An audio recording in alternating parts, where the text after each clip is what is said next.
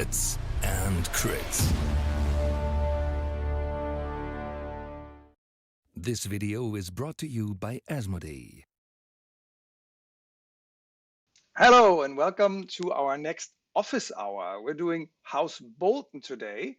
Office hour we have on our Discord. It's like a little event where people can come in and ask questions about a certain house, a certain faction. And today the office hour is moderated by our Discord Bolton moderator, knuspernikus. I'm really happy that you're here and that you're doing this and that you've done all this work prepping the session. How are you? I'm really fine. Thanks for having me. And Yeah, also sure. thank you for skipping in 5 hours ago. I had another co-moderator here, but he got ill, so I had to look for someone else. Yeah, and you found me. Sorry, but it's the And I best we found could you. do. Yeah, of course. All right.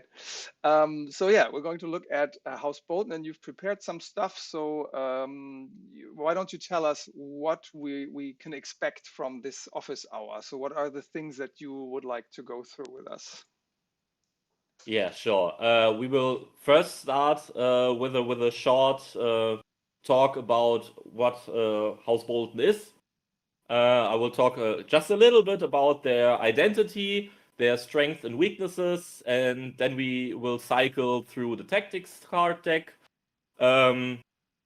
After that, we are going to look at the attachments, the NCUs, and the commanders. And then I will provide you with a little buying guide, so everybody who wants to start with the best house in Westeros know what to buy to get the best experience. And at the end, we will look at some lists I and my firstly planned companion Deadmac made. So I hope I will do him justice in explaining his ideas of the list. All right. Sounds like a good plan. I'm really excited Yeah. for House Bolton, and yeah, let's just jump right in. Yeah. So, like I said, we will first start with a just small look at the house identity. So, House Bolton is one of the mightiest houses in the north, and they've been around since the first men in Westeros. They're very known for their tradition of flaying. Their words are, "Our blades are sharp." That's the official house words. And within the Boltons themselves, they also like to say, "A naked man has few secrets, a flayed man none." So, we're up to some brutal stuff here. Yeah, it sounds like a tourist brochure. Yeah, I mean, Come to if the if you look at Dreadfort. their house symbol, yeah, if you look at their house symbol, there's also a flayed man upside down. So probably not the nicest people, but I like them. They are great villains. So They are not my favorite tourist vacation destination, but it's no, not at definitely all. it's definitely a really cool house, very thematic. All right. Yeah, sure. Yeah, we will come to the strengths. They have a strong focus on panic, so almost every of their units have the vicious keyword for the -2 modifier to the moral and panic tests.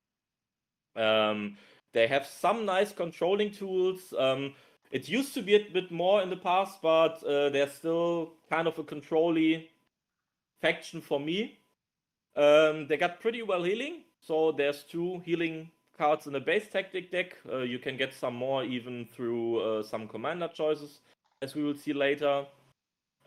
Well, at least in my opinion, but I think that's a common thing for everyone who has played House Bolton. If you ignore the competitiveness and everything, they are just a ton of fun to play, and they are a very thematic faction, as we will see in some cards with some, yeah, I think unique and fun effects, and yeah, Sounds good. yeah. Yeah, So let's do the next one.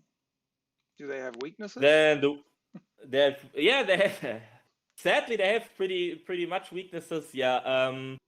Being a faction playing with moral, they also have a weak moral by themselves. And since they're a mini faction, they have a limited range of units and NCUs to pick from. So the variety in the list building is a bit so-so. Two of our strongest NCUs are also potential commanders. So if you pick one, let's say you pick Roos as your commander, then you can pick him as NCU also. That's also cutting some possibilities for list building. What I consider a weakness for Boltons, that's a very personal taste. The base moral in the game is pretty high, and being a faction built around panic, that's a weakness in my opinion at the moment. And the triggers of some cards are very specific or very situational, as we will see. Yeah. All right. And we're going to the tactics deck now. So you've already Yeah. talked about some weaknesses. Maybe just like in between, Boltons are, if you look at Azoyav's stats, that Yeah. accumulates all these stats from played online games Yep. that are registered on this site. And House Boltons are the lowest faction and have been That's true. basically since release, since the house or the faction was released. Yeah. What do you think? Which of these weaknesses is the main reason, or is it the combination of all of them, or is stats just not showing the right stats? Is it? Do you think they're stronger than they should be? Well, first of all, stats is a nice, in my opinion, is a nice tool to somehow get a feel for what is good and what is bad. Of course, there are always players who are going around that a little bit. And I mean, if a faction is really meta, then some of the power players may pick them, and when the good players are on the good faction, and of course it's like that. So I think, many of the good players are just not touching Boltons. So that's at first cutting them down a little bit. And we have to admit it's the combination of many things. It's pretty much the combination of all of these things here that make them what they are right now, competitive-wise. So Sure. but we've seen nice improvement this patch. I'm really hoping that next patch will be ours. So yeah. And we can talk about that at the end.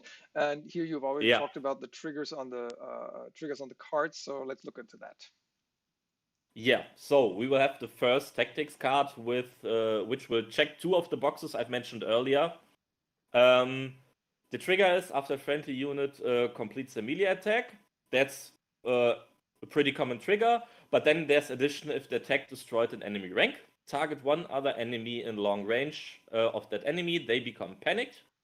And now the very thematic thing about this is when you destroy the enemy with that attack, then you can place a special corpse pile fully in short range of that enemy. And this corpse pile is just affecting your enemies, and it's not only adding a -1 to moral on top of the normal corpse piles, it's also adding another wound suffered. So, yeah. Yeah, and it can be really strong because Yeah. you get to put it wherever you need it. Yeah. You can also put it under a unit, right? Like an enemy unit, you could just put it under them. Is that allowed? It just says not overlapping other terrain. So you could put it just under your unit or just in range where you expect an attack from an enemy so they don't get their charge bonus in the next turn. Yeah. So you can protect the flanks, for example. Sure. That's a possible play for it too. Yeah. And with how this card is, just advice because this is focused for new players. My tip for you: if you draw this card in round 1, or if you draw it in round 1, discard it at the end of the round. And if you draw it in the running game, don't fish for the Grim Reminder. I know it's tempting. If you have the possibility to play it for the panic token, play it for the panic token or discard it, but don't keep it on your hand for too long. it's just not worth it. Yeah, makes sense. And Targaryens have the same card, the Queen of Marine, and I usually cycle it unless I have it on hand when a friendly unit completes an attack and I can clear a rank or something. Yeah. Then then I'll use it, but otherwise I'll cycle it. So yeah. Yeah, sure. All right. Cool. All right. Then we have next card, Harsh Punishments. Yeah, this is a very special card. Yeah. I like it. I like it too very much. Arguably the most powerful or the second most powerful, depends on who you ask. Card in the Bolton Tactics deck. Yeah, it's start of any turn. You can target one friendly combat unit and attach this card until the end of the game. And that unit's melee attack, roll their highest attack die value, and gain Sundering, which is absolutely awesome. Since this is kind of a quest card like in different factions, but without having the necessity for one unit to die from your units, you get a downside of suffering plus 1 wound. Yeah. So it's a really strong card, right? It's the card you want to have in hand in round 2, like end of round 2, round 3. You know, where you really need it and where the action is going and where people or units are getting charged and stuff like that. So it's your enhancing your melee capabilities. Yeah, a lot. And Sundering will help so much. The Bolton faction is so dependent on the panic tests to go through, but often criticized for not pushing out enough damage on its own, so the units, right? Yeah. So the Sundering really helps with that as well. And then you have it helps really much. Yeah, and you have the additional wound on the panic test as well. All right. Cool. Let's go on. Yeah. So here we have our blades are sharp. When a friendly unit is performing a melee attack before rolling attack die, that unit gets precision, and if the defender is panicked, this attack may also reroll any attack die. So, I mean, it's a nice card. Why not? Getting precision is always nice. And a panic defender also gives you rerolls, and panic tokens is something Boltons are not, don't have much problems with putting them out. Yeah, sure. By the way, for all of you who are watching live right now on our Discord, if you have questions, just put them in the chat, top right corner of the Discord, the speech bubble icon, click on that, and then you are in the chat, and you can send us question or messages, and then maybe later on we can even put you on stage and you can discuss with us. So let us know. Yeah. All right. So, yeah, sure. I forgot at the beginning, actually. I too. Yeah. So our blades are sharp.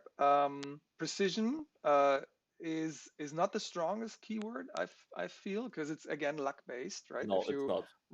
If you roll those 6s, cool. Auto wounds are great, but if you don't roll a single 6, then it didn't help. And it only gives the precision for this attack, right? So it doesn't stay on the unit for longer. Also situational. If you don't have panic tokens on the unit for whatever reason, you're playing against Starks and they have Caitlyn or whatever, and they influenced and they took the token that you put on in this round. They just took it off, but you still have to charge. Then the card's not going to help you. So I think this is one of the examples where you have a nice card. I mean, rerolls on attack dice that really ups the damage potential of a unit. Having those rerolls, but if you really need the panic token on it and your opponent knows what he or she is doing and they can take the panic token off, then it just vanishes. The effect vanishes, kind of. That's right. Yeah. All right, cool. Yeah, next one. All right. Next one. Sadistic Games. That's one of my thematically favorite cards. It's a type of pick your poison style card. So at the start of an enemy turn, you can your opponent actually chooses one. He can choose you to put 2 panic tokens on enemy combat units, or to target one of his units to suffer 2 wounds, plus 1 hit for each remaining rank in all friendly units it is engaged with. 2 hits plus 1 This hit, is pretty right? nice. 2 hits plus 1 hit for each rank, yeah. Yeah, this is pretty nice. Like, you charge the enemy in your turn, and then at the start of the enemy turn, you came up with this card. Let's say you charged him with a unit of cutthroats, they're still full. The enemy has to choose between 2 panic tokens, which don't seem like much, but we're pretty reliant on our panic tokens, and a good enemy will know that panic tokens on my units when I play against Boltons are pretty dangerous. So you give him 2 uncomfortable choices. Yeah, absolutely. And if it's a unit that already took damage, those 2 hits plus 1 hit for each remaining rank in all friendly units it's engaged with. So let's say that's just 1 unit, but it has 3 ranks. You get 5 hits, and if you have a unit that's already damaged and maybe on the last rank, that's gonna hurt. Or let's even say it has 2 ranks. That can potentially be the second rank gone. That's for sure, depending on the defense value of that unit, like a 5+ defense, like on a light calf or something, that can really hurt. However, again, the trigger is cool. Start of an enemy turn, that's cool. But if the problem, we know the problem. Elephant in the room. Yeah, the elephant in the room is what happens if there is no engaged enemy. So the opponent is not engaged with any of your unit. What happens? Well, I forgot my words here. Guess what? That's what I wanted to say. Guess what? Card is useless. Yeah, you can't play it basically, right? No. Yeah. So the trigger is cool, but there is a condition in the card that makes it very situational again, unfortunately. But as you said, the panic is really cool. The hits are really cool. So yeah, I don't know. I guess you could even argue it's kind of balanced, and you need this card again in end of round 2, round 3, round 4. You need this card. If you draw it at the top of the game, at the beginning of the game, you have to cycle it. You can't keep it on your hand for so long. Yeah. All right, but that happens to a few factions. But it happens quite a lot with some of these Bolton cards, unfortunately. Sadly. All right, let's do the next one. Let's go on, hoping a better one. Cruel methods. Yeah. Now we're getting in the sweet spot again. Start of any turn, target 1 enemy combat unit. You may expend 1 panic token from that unit. If you do, choose 2. 1 friendly unit in long range restores 2 wound, and the best thing is this may be selected twice, or that enemy becomes vulnerable or it becomes weakened. Yeah. So this card is really nice because I like it very much. You're able, for spending 1 panic token, to either heal up to 4 wounds, which is pretty powerful in certain situations, or you can switch 1 token for the other 2. And since House Bolton has a pretty limited access to weaken tokens, especially, this is very valuable. Yeah, absolutely. And Chris just writes in the chat, because you can't see it. It's his favorite card, and I know he loves playing this. Yeah, I know why. It just goes start of any turn, boom, here goes. And I can heal, and he has this blackguard unit that you charge, and you take horrific visage with intimidating presence if you have Ruse commander in, for example. Then it makes damage, and you take off a rank off of this blackguard unit, and then you just go play cruel methods, and they heal, and it's back again. So the only thing I dislike is this is 1 friendly infantry unit, so I would hope to see in future that this restriction is gone, so I can heal my flayman again. Yeah, absolutely. But we will see. Yeah. That's a good hint. I didn't notice just now, but yeah, sure. And why? I mean, why have that restriction in there? I'm wondering. I think it's the past of flayed men. Players who are longer in A Song of Ice and Fire will know what flayed men were in the past. I think Simon was a little bit afraid this could happen again. But in my opinion, if they're really strong just within the Bolton faction, why not? Yeah. Why not? Yeah, probably. I mean, Boltons aren't on top of the ranking here, so they could use that little buff, for example. Chris is saying Yeah. Flayed Man in round 5, harsh punishments on it. You spend the panic token, you heal back 4. That can really hurt, but we'll Yeah. we'll see. So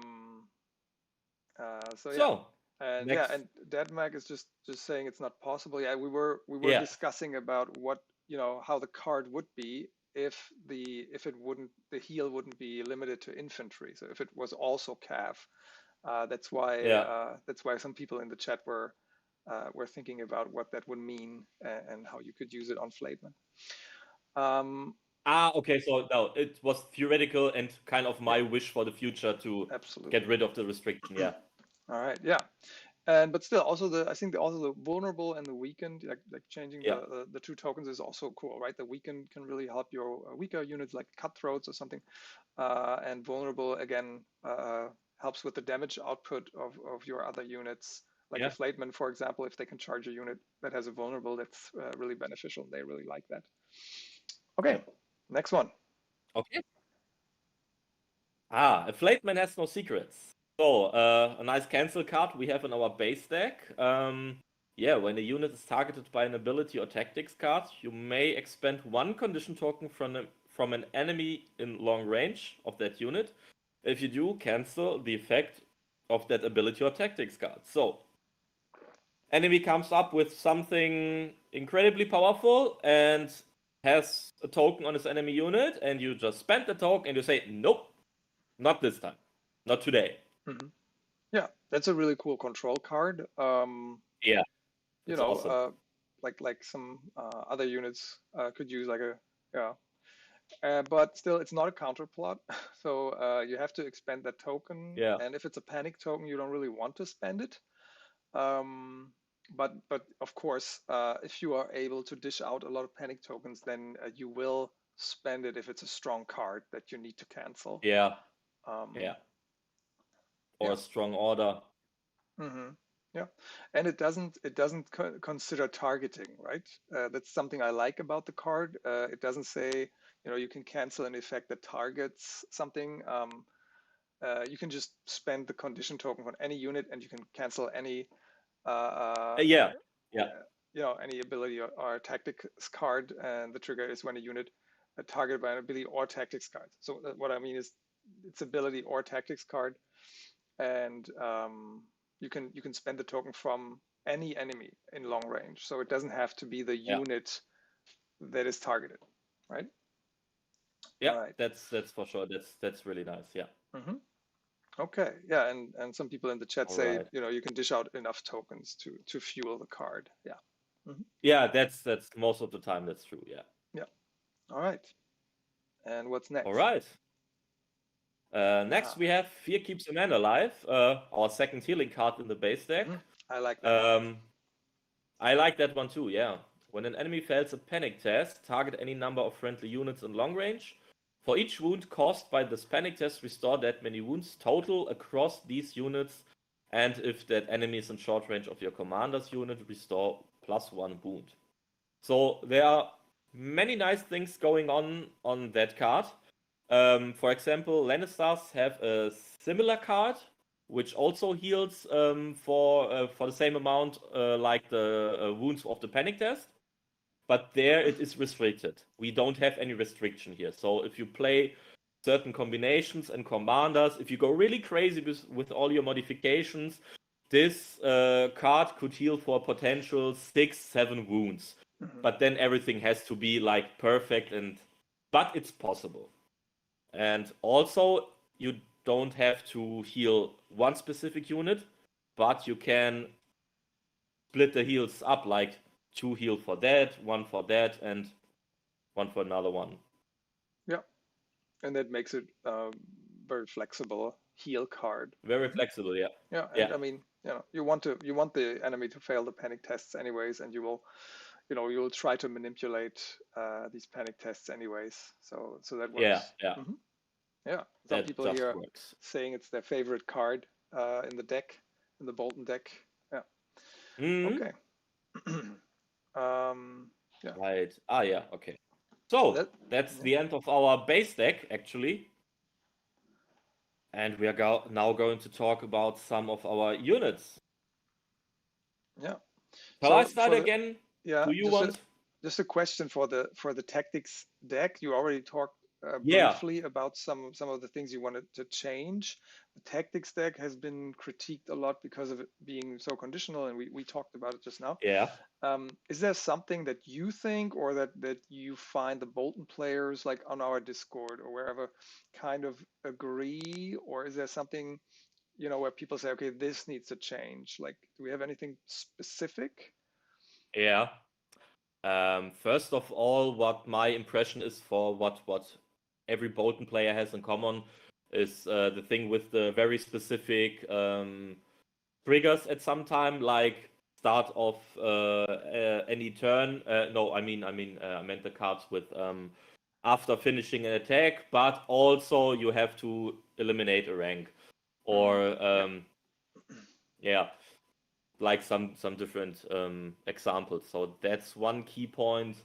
The infantry only limitation, which is also on some commander cards we will see, is also something I've read quite some time. Yeah, so Okay, cool. Yeah, there's some potential for Simon to improve the faction. Yeah, great. That's for sure. And that's kind of what I wanted to hear, because we're doing this for beginners, right? And when we're recording and making it available as video on demand, then beginners will see that. And so even if you hear, Boltons aren't that strong and that competitive, there are the community identifies quite a few of these cogs and wheels that can be relatively easily adjusted to make it more competitive, and I'm sure it's going to happen. Yeah. All right, cool. All right, now, Cutthroats. Okay. You so want to start this? Yeah, I can. So I heard, like, I don't. Bolton's not my main. I have Boltons and I played them a couple of times, but I'm not, not as deep into the faction as you are. But I always hear that Cutthroats are probably the strongest unit in terms of value. So they're not as expensive. They're how many points? They're a 5-point unit. 5, right? Okay. So 5 points, and for those 5 points, they can do a lot of work.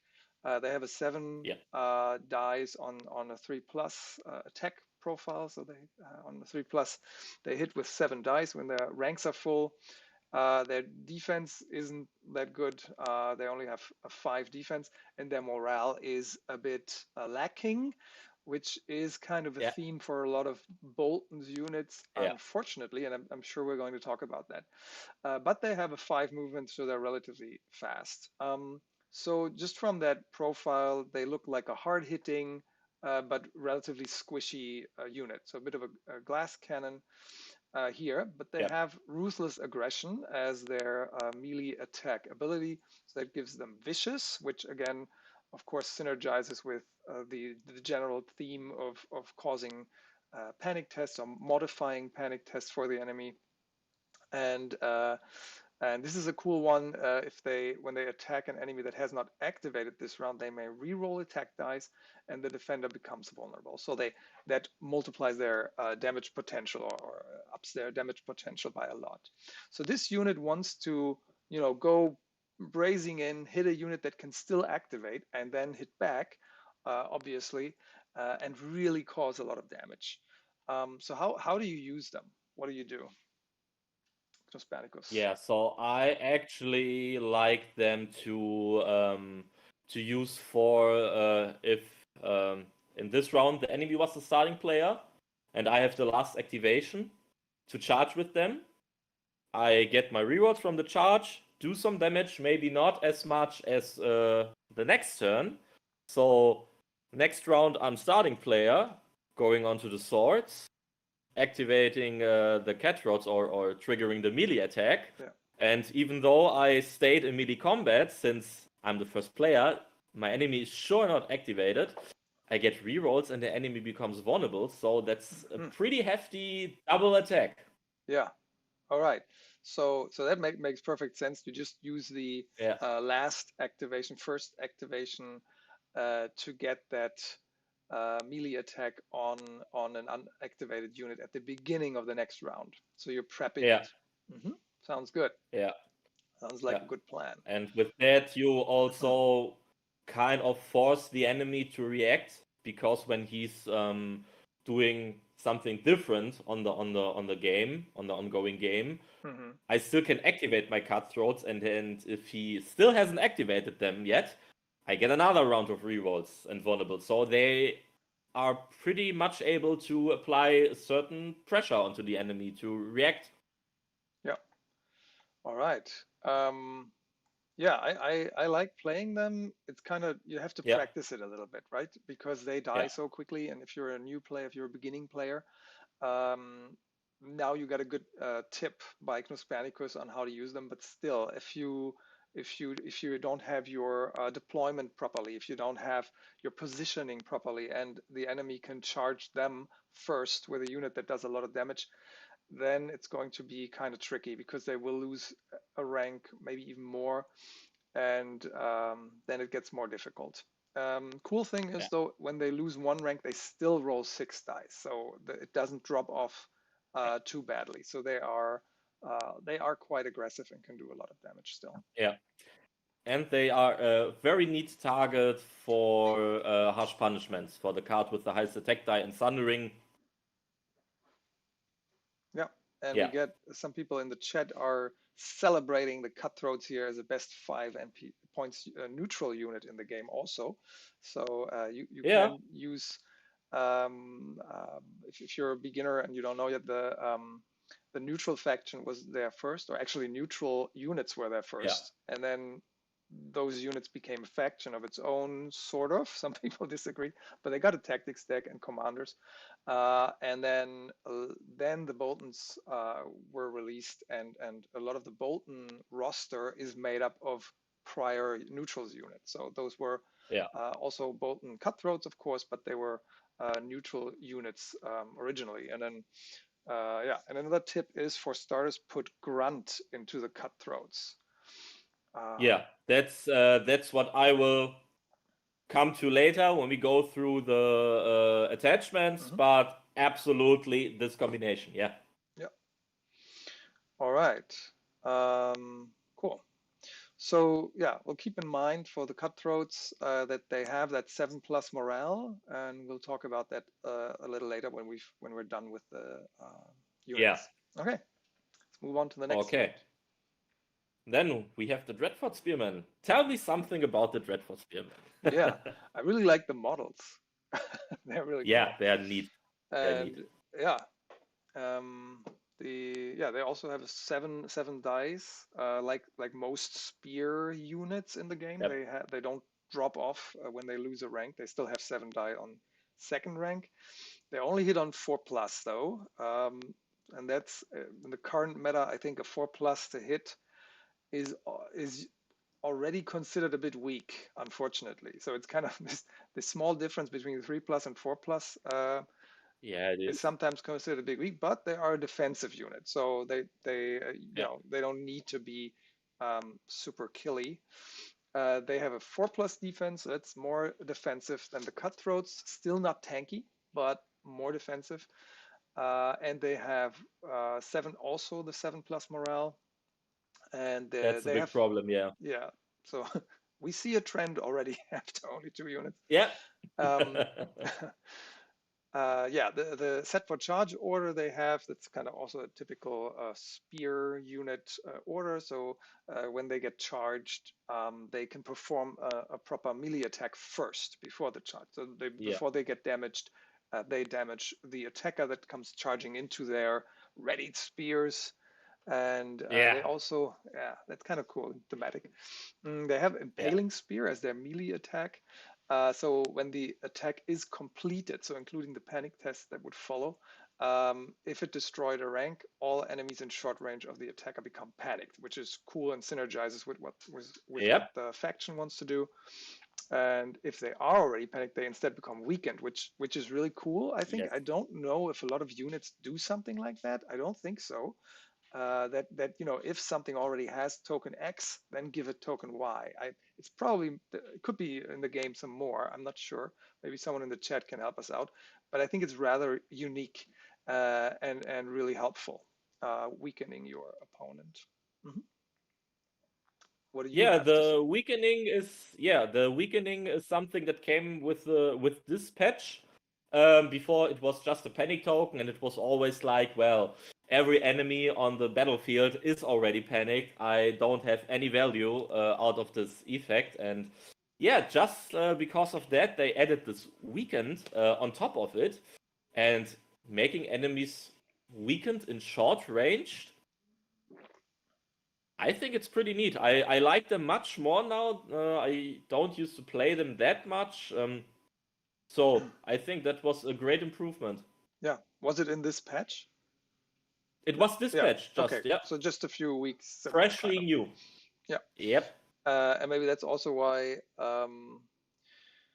Paperboy J says there's some untapped potential there now with the spearmen, and Yeah. yeah, they aren't considered the strongest unit in Bolton's, but yeah, maybe there's some untapped potential, and you have to try them out a bit more. We will see a list with them.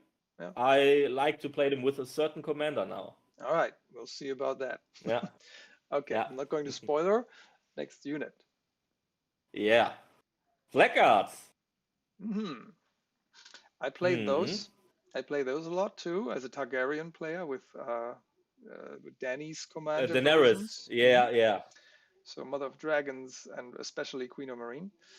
I And faced that already, yeah. yes, and in Bolton's, I guess they can do a lot of work as well because it synergizes very well with the faction. So should I talk about them Yeah. now, or you want to start? Yeah, I let you the section of the unit cards to start. Cool. So All right. So I'll start with the elephant in the room, the obvious thing, and the thing that I really yeah, dislike about them. They only have yeah, a 4 movement.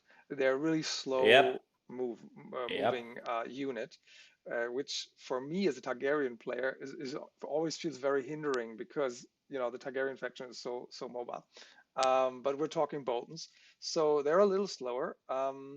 They do have great defense with 3+, so they're a very tanky unit. And as a trade-off, they don't hit as hard. They only have 6 dice and hit on 4+ on full ranks.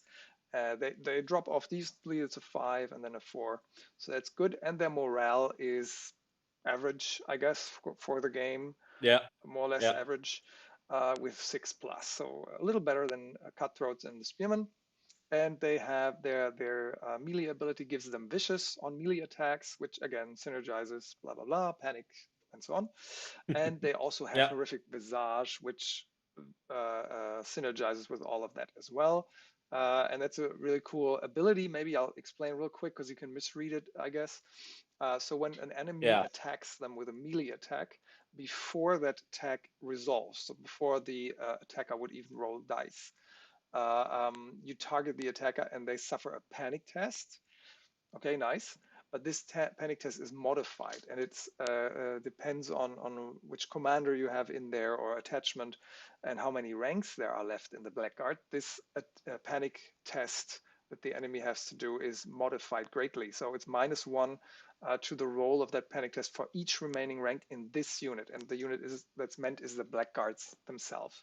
So if they have full ranks, the panic test is modified by -3 already.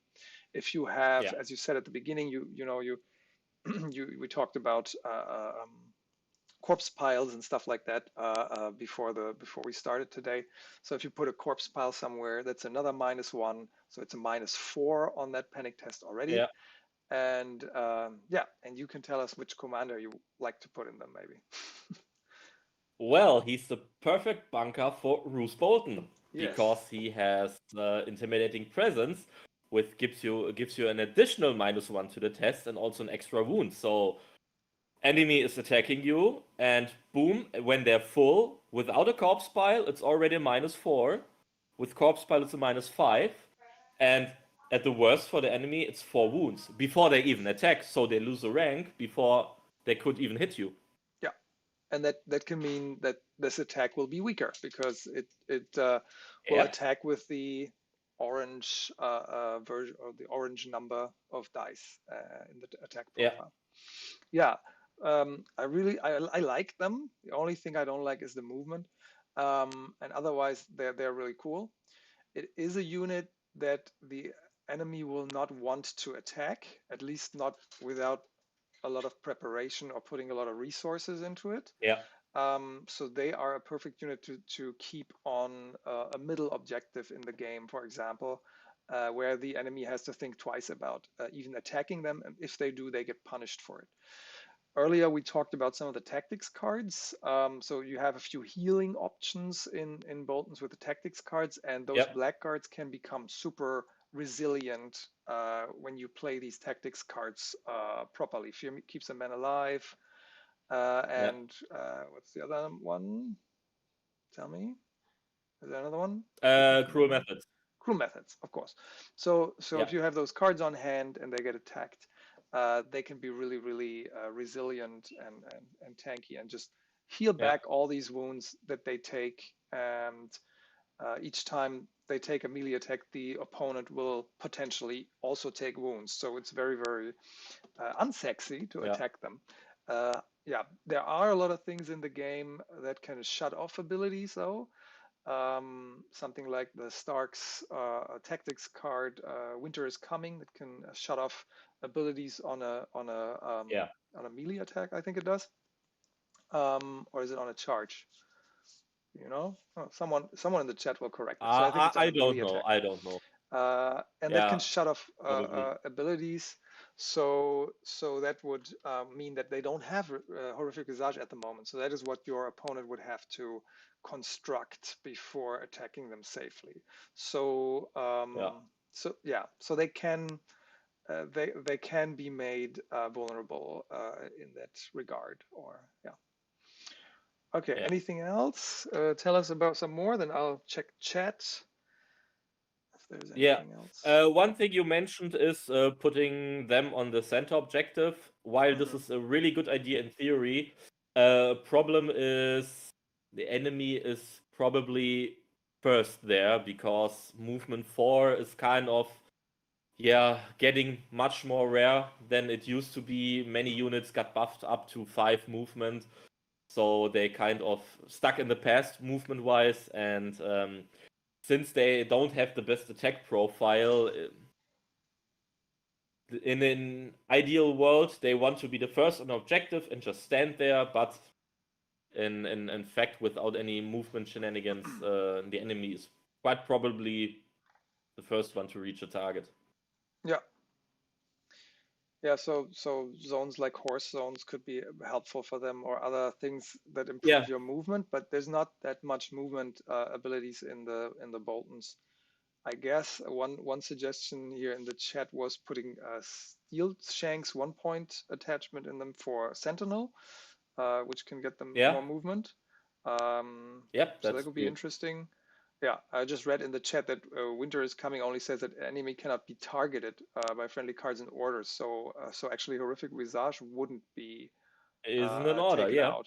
So Winter my Winter is Coming example doesn't work, but there's some other stuff that can shut off abilities. But yeah, it's the enemy or your opponent will have to have those options in his list. So usually you really don't want to attack them. Okay. No. Yeah. Should we move on? Okay. Let's move on. I think I know what's coming. One of my favorites, the Dreadfort Archers. Yeah, I really like those too.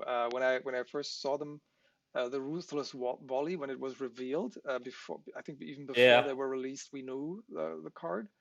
I was really excited because that Ruthless Volley ability was kind of newish, or Yeah. At least in that combination. So the ruthless volley ranged attack ability ignores units and terrain when determining line of sight. So you don't have to be able to Awesome. draw a straight line through from Yeah. their front arc or front of their tray to the target. And that is really cool. You can just park them behind blackguards, for example, and they cannot be charged, or at least not in the front, and so on. Or you can even charge block them behind 2 trays of units, and they cannot be shot back by other ranged units that don't have a similar ability, so that they can be really safe and just shoot. And the other part that I found really interesting when attacking engaged enemy, it gains some extra benefits now. It gains precision, which is always good for ranged units. Nice to have.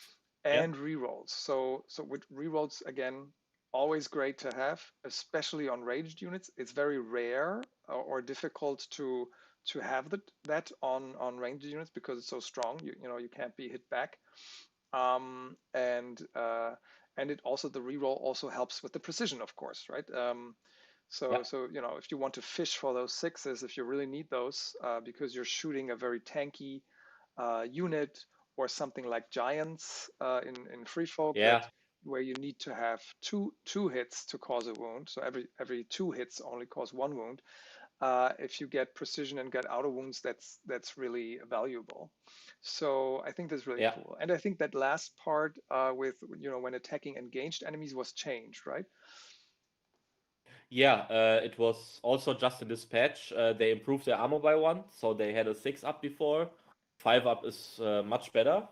And the ruthless volley ability had the downside to cause you when attacking an engaged enemy, there's of course one of your friendly units also engaged, and that friendly unit suffered a wound. I kind of would have liked more if they removed like the panic test, not because of it would be better since bolt morale is low and so, but for me that was also a very thematic thing. So it was just these Bolton archers don't give a about shooting into friendly ranks. They just don't care. They just do their job. They just shoot the arrows. If they hit a friend, happens, huh? Yeah, that totally fits the lore, right? There's someone, there's Ramsay Bolton standing behind them with his sword drawn or a whip or something, or a crossbow, or his bow or whatever, and he's saying, "You guys better shoot, otherwise I'll shoot you." So that was really cool. Yeah, and that's what I liked when they came out, or even before, and now they changed that part. It's not as thematic, but it was a good change for that unit. For sure. It is. Yeah. Yeah. Okay. In the chat, some people remind us that they also ignore terrain and units, so you can do some shenanigans with terrain as well. So you can put a forest that would ignore terrain, and they can even shoot through it when they're not inside the forest. Usually you would have to be in the forest, so they could do that. Or palisades that block line of sight, and and you cannot charge over that then. So that's also cool. Yeah. All right. Yeah. I mean, it's pretty rare that you can't draw line of sight at all in most situations, but when it is one of the situations, you're happy you have that ability. Yeah. And with ranged units and Flateman, another synergy that you can do that's also mentioned in the chat here by Zidion is the Glory Seeker attachment, right? They're spoilering everything. Of course, sorry. It is an awesome. We're going to talk about no problem at all. No problem at all. No, of course, it's an awesome synergy that we will come later. All right, great. Then let's move on to the next unit. Yeah, Bolton Bastard Girls. Well, what can you tell us about? What are your experiences with the Bastard Girls, since they are also derived from the neutral units? So you want my experience with them? I played them once and they Yeah. died second round from a charge, and that's it. And some other people Yeah. will say that you need to just practice them, and I think they're right. And our Discord member who's also in the chat here right now, Paperboy J, he's infamous I for. just wanted to say if Jay is in the chat, He I is, know he's playing, I think, like yeah, triple Bastard Girls. he He's just is. obsessive about He them, is and I love absolutely it. obsessed with them, and it's awesome. And Jay, if you want to, we can put you on the stage here, and you can say a few sentences in a minute when we're done with this unit. We don't want to. We want this office hour to go too long. So I'm watching the time, but you can surely come in and do a pitch for your Bastard Girls if you want to. All I right, would so appreciate it because I suck with them. yeah, yeah. If you want to know how it works, you have to ask Jay, I think. Yeah. So they are a really cool unit, and they are, I don't know, are they a tech Yeah. piece? Would you say they are a tech piece? So there's something you need to practice and you need to have a plan with for sure. So I do have, but only from second hand because Chris keeps teaching me how to use them, and I never make it work. But I have some second hand things on how to Yeah. use them maybe. So what they do is basically they're a unit that can shoot and go into melee. Both of these things are viable with this unit. It can shoot in long range, which is important. So that's a big distance. Some of the ranged units in the game can only shoot in short range, so 6-inch, but they can shoot in 12-inch. Plus, every time a unit in the game, every ranged unit does a range attack, it can shift 2-inch. So basically, you have to keep in mind that this unit can have a ranged attack threat of 14-inch. It does not do a lot of damage with that range attack. They only have 4 dice. Doesn't matter which rank. It's always 4 dice. But they hit on 3+, so that's better than 50-50. 2/3 chance for those dice, I guess. Yep. Oh, I shouldn't have gone into chance and probabilities. I'm really bad at math. Someone's going to kill me for stating that wrong. They have a 3+. You do with that whatever you want. And they have Blade and Fang. That's their melee ability. They have 6, 6, and 4 on that, so they don't drop off by a lot. But it's only 6 dice, but it hits on 3+. So the combination of being able to shoot in long range, which is a lot of threat, plus a decent melee attack is really cool and interesting on this unit. Their weakness is definitely the defense. They have a 6+ defense, so basically, if you hit them, they will suffer wounds. Every hit will be a wound. They cannot defend unless they somehow modify that, by standing in a forest, for example, and then get charged. Then they would gain 5+. But other than that, they're really, really squishy and glass cannons and die quickly. And now for the interesting part. I'll start with Blade and Fang. I'll go from the bottom. So the melee attack has Vicious, again, works with the law and with the unit, with what the faction wants to do with the panic tests and so on, and makes sense. They send it's Ramsey's Bastard Girls. Those dog handlers just send these savage beasts after a unit that bite your face off. So that's vicious, all right. Yeah. And then you have Tracker's Bow. And now here's interesting. After you complete this long range attack, so remember, it could be 14-inch, including the shift, the defender becomes vulnerable. So that's really cool for this unit. Not only because you can do that once, but you can do it several times. And I'll get back to it. The order they have is charging volley. Basically, after you do a range attack, you can charge. You can do one charge action on the defender for free. So this is part of your activation. You activate, you shoot 14-inch, and then you can charge. Of course, the charge is cool because they have a 6 movement. They're very fast. So you have 6 plus whatever you roll. If you are at max distance, so if you've been 14 inches away at the beginning, that's going to be a 6 you need to roll to make that charge. So that's very difficult to do. So you need to be a bit closer to make that charge without any other attachments we'll talk about. But Yeah. still, this is really cool. Um, Yeah. the tracker's bow, though, is something that you should probably, and here comes my second-hand knowledge about the unit, that you should probably be using even more than this extra charge, because if you stay out of range and you're 12-inch range, you can just hit anybody who's in range, any of those units, with a range attack. That range attack will probably not do a lot of damage, maybe even no damage at all with 4 dice.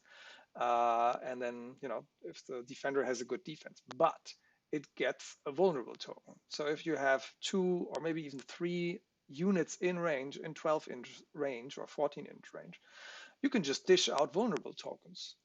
And that's awesome, because those vulnerable tokens will help your other units to get that damage through.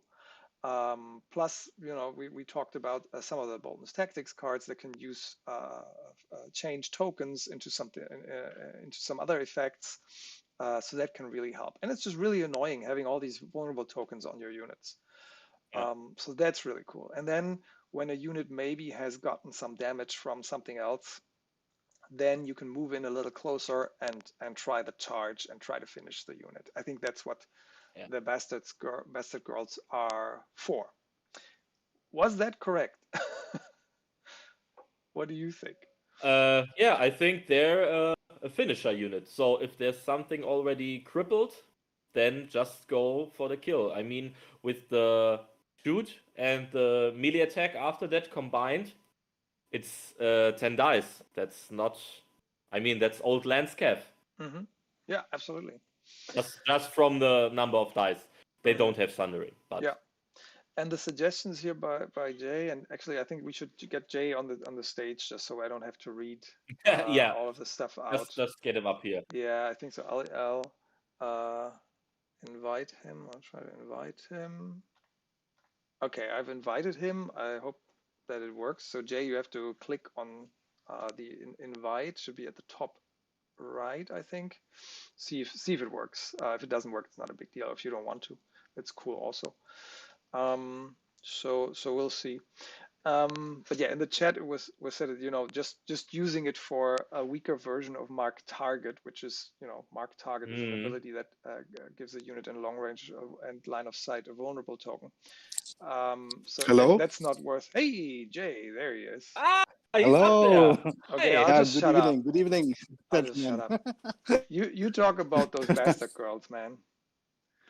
You're the Okay, expert I have here, a so share your yeah secrets. expert. Oh, thank you very much. My secret sauce for Bastard Girl. Yeah, I'm first of all, I'm very obsessed with this unit. I love this unit to the bone, and I played them since release of this game. And I got a lot of beating in the early days of Bastard Girls.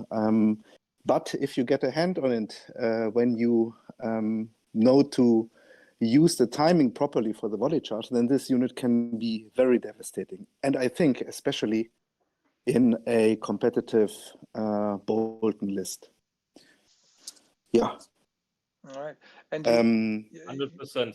you already wrote in the chat like how you would use them: last activation, first activation, next round. Can you tell us about that real quick?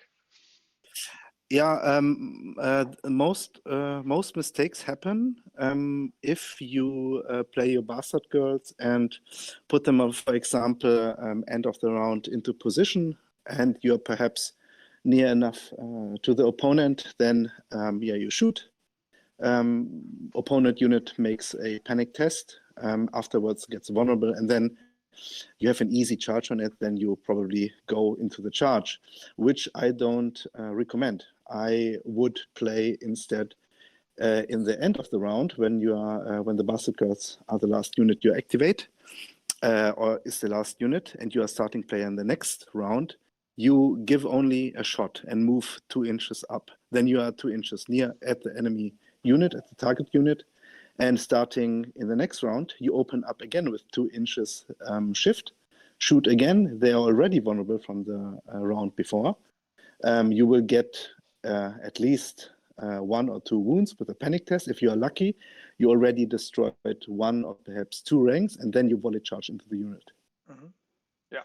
So you have Yeah, so you have technically you have 3 attacks with 3 panic tests, and one supported by vicious in the back-to-back activation, and that gets really nasty. And that's one thing I really played a lot is if you put Vargo Hote into this unit and play Careless Aggression on this unit, and then you have Varus to back as backup. For example, the swords, if the enemy tries to take the swords, you punish him with Varus for 3 auto hits into the same unit. And probably you should kill stuff. I think very important for Bastard Girls is also to lock the right target. You cannot go into everything with Bastard Girls.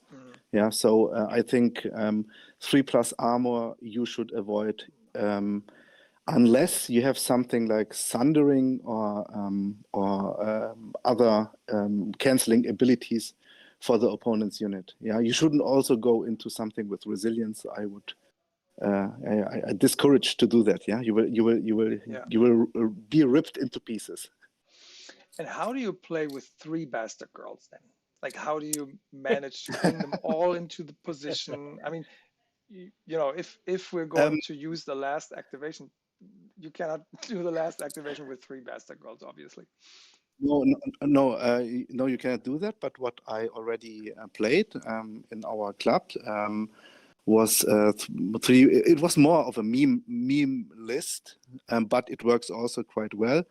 You put Grunt into one of your Bastard Girls, and you know that Grunt is going to push forward, and you will abuse him as a mini tank because the enemy unit won't kill the Bastard Girls with Grunt in one swing, and then you can move up with the other Bastard Girls who are sitting beside him, waiting that he is the first one to charge, and then you are moving up the other 2 Bastard Girls unit or 1 Bastard Girls unit. You can play very well with zone control. What they are also doing very well is zone control.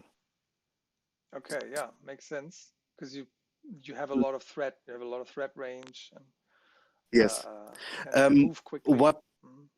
Sure. Yes, you can move quickly. You have a good control over certain areas, but you must be very careful with Bastard Girls. And of course, if you have a 2-list format, you cannot play mass Bastard Girls against everything. That's not possible. But there are certain matchups where this is a high risk, high reward list where you are. If you are playing it smart, you will kill a lot of stuff with Bastard Girls. Even vanilla Bastard Girls are pretty dangerous. Sounds mad fun. Thank you very much for coming on stage, man. Thanks, man. No problem, guys. No problem. And we'll keep all of this in mind and talk a bit about the attachments for them also. And, do it. Yeah. Play them. Right. I highly recommend to play them. Awesome. Listen to this man. He's very wise. Yes. Okay. So I try to. Okay. we'll try to move on with the next unit. Yeah. Okay. I will drop off again. Okay. Yeah. Sure. Yeah. Thanks. Bye-bye. Bye-bye. Bye. So next unit, Flightman. They are a pretty common pick, I guess. So, shall I? Will you? Yeah, you go, and I'll check how I can go. Okay. Kick Jay out of the stage. You keep the chat in mind. Yeah. Yeah, I know too. Okay. So Flightman, our first and only Bastard Cav unit. So they have a 5-up movement with a 6-4 attack profile on 3+. 3+ armor, 6-up moral. And since they're a Cav unit, they're very mobile. They have vicious on their attacks, of course, as it's common to Bolton unit. And when charging, they gain also crit blow, which can be very nice, but is, like we said, it's a bit like precision. If you don't roll the 6s, it's practically not helping you. But the important thing here is they have intimidating presence, which is another negative moral or panic modifier. In this case, it's really a moral modifier, so it's not just panic test, and it's an extra wounds for panic test. So yeah, they're very, very important in my opinion. I mean, I barely can play Boltons without them. Sometimes I do, but then I always miss them. Yeah. And the Yeah, models, they're man. for me. The models. Yeah, I mean, yeah, they're awesome.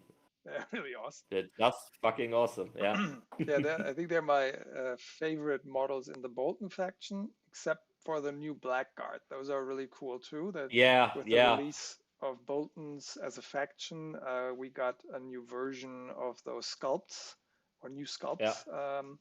So those Blackguard units are really cool too. But I think I still like the Flademan better. And you have a really cool painted Flademan unit, I know. Oh, thank you very much. Yes, That makes I me really proud. like those. All right. Yeah. Yeah, and you need, Yeah. So yeah, go on. yeah, please, no, please. No, I was just going to say that, you need this cavalry unit with the free cav maneuver. It has a movement of 5, which is totally understandable for their high defense Yeah, value, right? They're a yeah, heavy cav unit. But they have this free cav maneuver. Even if something is in their flank, they can just activate and pivot, which the infantry units can't do. So they yeah, can offer a lot of protection for your yeah, cutthroats, your bastard girls, your archers, and they can quickly be where they need to be, and they're very tanky. And with the correct tactics cards in hand uh, uh, and then the right tokens on the enemy's units, they can do a lot of damage. And even yeah. if they don't, they are also really good at binding other Yep. valuable opponents' units and stopping your opponent's attack plan maybe by binding a unit for a while. Mm-hmm. Yeah, and that's more like I use them. I mean, if I can get into a flank or into a back because of mid positioning, I'm also going to use them as attack pieces, but I'm using them more like a mobile tank unit. So, like you said, to bind up a unit, this is also usually a unit the enemy don't want to be engaged with because of the intimidating presence, which can, yeah, really enhance our panic shenanigans. So, yeah, Yeah. I see them more as mobile tanks. Mm-hmm. Yeah. Okay. Yeah, and they're in a lot of lists. Just always good Yeah, to have in the Bolton lists. They were nerfed a little yeah, bit a few patches ago already. They were very strong and maybe a little too strong. Now Boltons kind of suffer from that nerf a little bit. I feel. If Boltons had access to the old Flademan, it would help them yeah. a lot with damage output. Oh, that would be Yeah, awesome. that would be great, wouldn't it? But maybe I would feel bad then. Yeah, they were a little too strong, maybe. Yeah, yeah, yeah. Yeah. I mean, the damage output can be awesome if you roll those 6s on the Sure. charge, right? You can do more damage than the lance calf that is very meta right now, and potentially. Potentially, sure. Yeah. But it's always dangerous. Like if you charge, you have those rerolls, but it's kind of dangerous to fish for those 6s. But I it's wouldn't sometimes do it's that. worth it, right? Yeah, sometimes it's worth it. Like if you really need. Yeah, maybe. For me, it's just an addition. I usually don't fish on Yeah, a 3-up. On other factions where you can get to a 2-up hitting, then you can totally fish for precision or crit blow, looking at yeah, you, Kingsman. Yeah, but at this unit, it happens or it doesn't happen. Yeah, right. and they're also a nice target for harsh punishments to give them sundering and get them on the highest attack profile. Absolutely. And harsh Yeah. punishments you attach to the unit until the end of the round, or how was No, ours? until the end of the game. End of the game, even. Yeah. Okay, great. Yeah, yeah, So yeah. yeah, so if you have 2 flame men units, you could put both harsh punishments on them, for example. That would help them. Yeah. Okay, cool. Yeah. double flateman is a thing. It Yeah. can be done. I don't like it because it's an 8-point unit, so Yeah. but I think it can be played. Cool. All right. Let's move on. Now we are coming to the attachments. I think I'm going to quicken this up a bit because we're quite Yeah. far in time. Dreadfort Captain, really easy.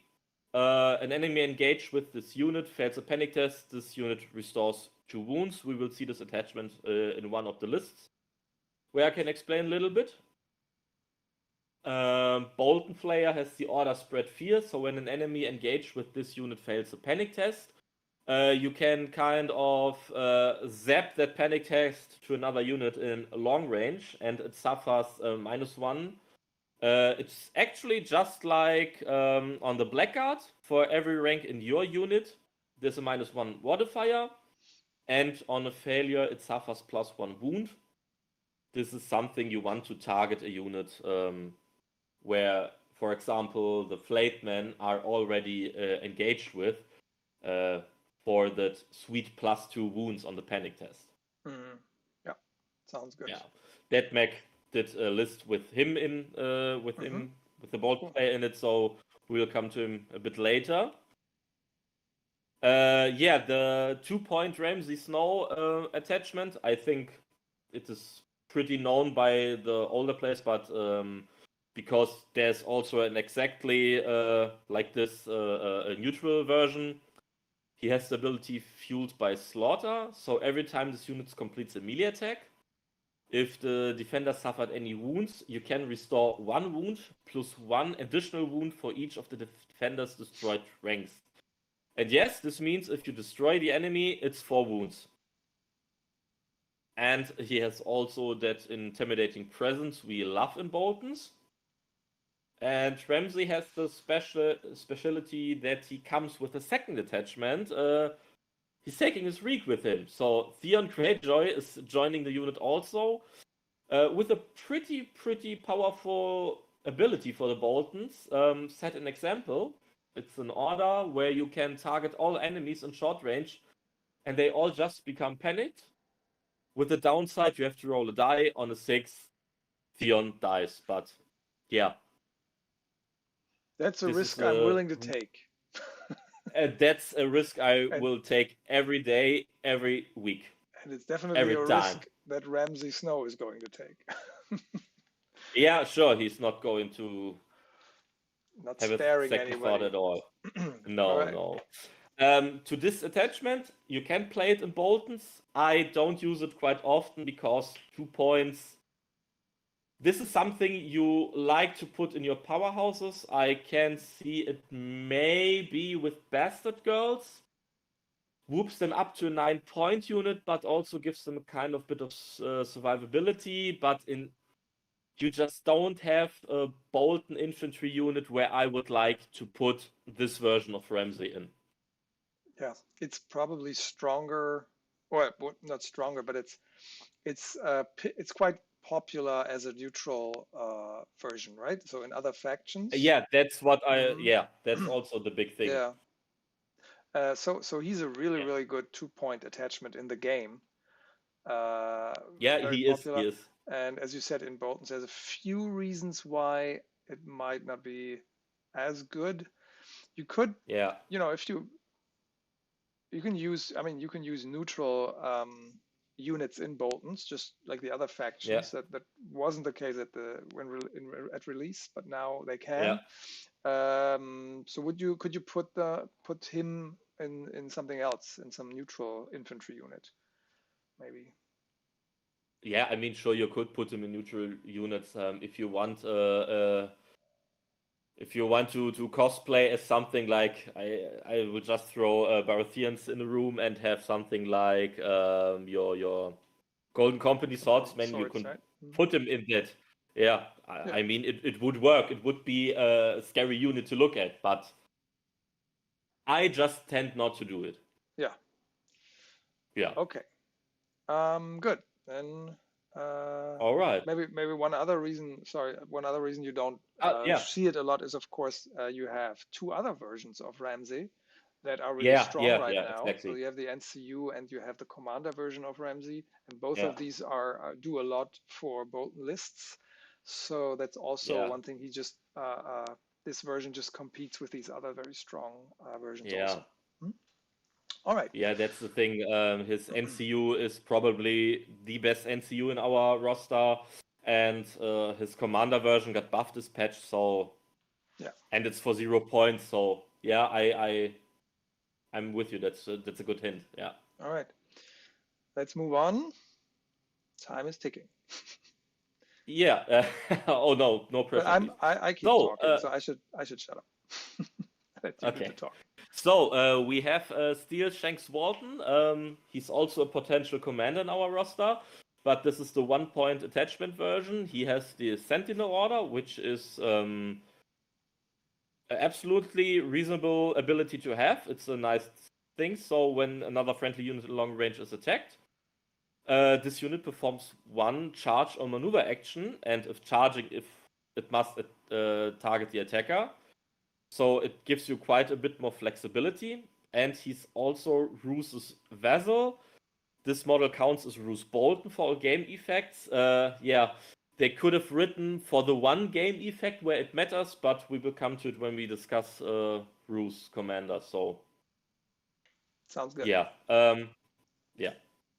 And the more interesting thing is Ben Bones, who has the ability Sikam. This unit may always reroll charge distance dice, and enemies' units successfully charge become panicked. Yeah. Rerolling charge distances is always nice. For reliability if you have like a 4-inch charge, or if you have an auto in, there's always that nifty one that comes around the corner and hinders you from playing tactic cards and having rerolls. So it's always nice to have this backup. And panic tokens, we are Boltons, we love panic tokens. Yeah. And the special thing... Yeah, his point cost. The special thing about him, he's a 1 point attachment, but I've cut it out, the small thing that's important for him. You can reduce his costs by 1 if he's attached to Bastard Girls. So in fact, he's a free attachment for the Bastard Girls. So there's no reason to not put him in Bastard Girls if you have Bastard Girls in your list, but you're full with points. Yeah, that's really cool. And we talked about the combination and the combination of shooting and charging with the volley. Yeah. What is it called? I don't know. I don't remember. So you can reroll this charge after the range attack, where you can do the free charge. Yeah. Volley charge. Thank you, Jay. Yeah. Okay.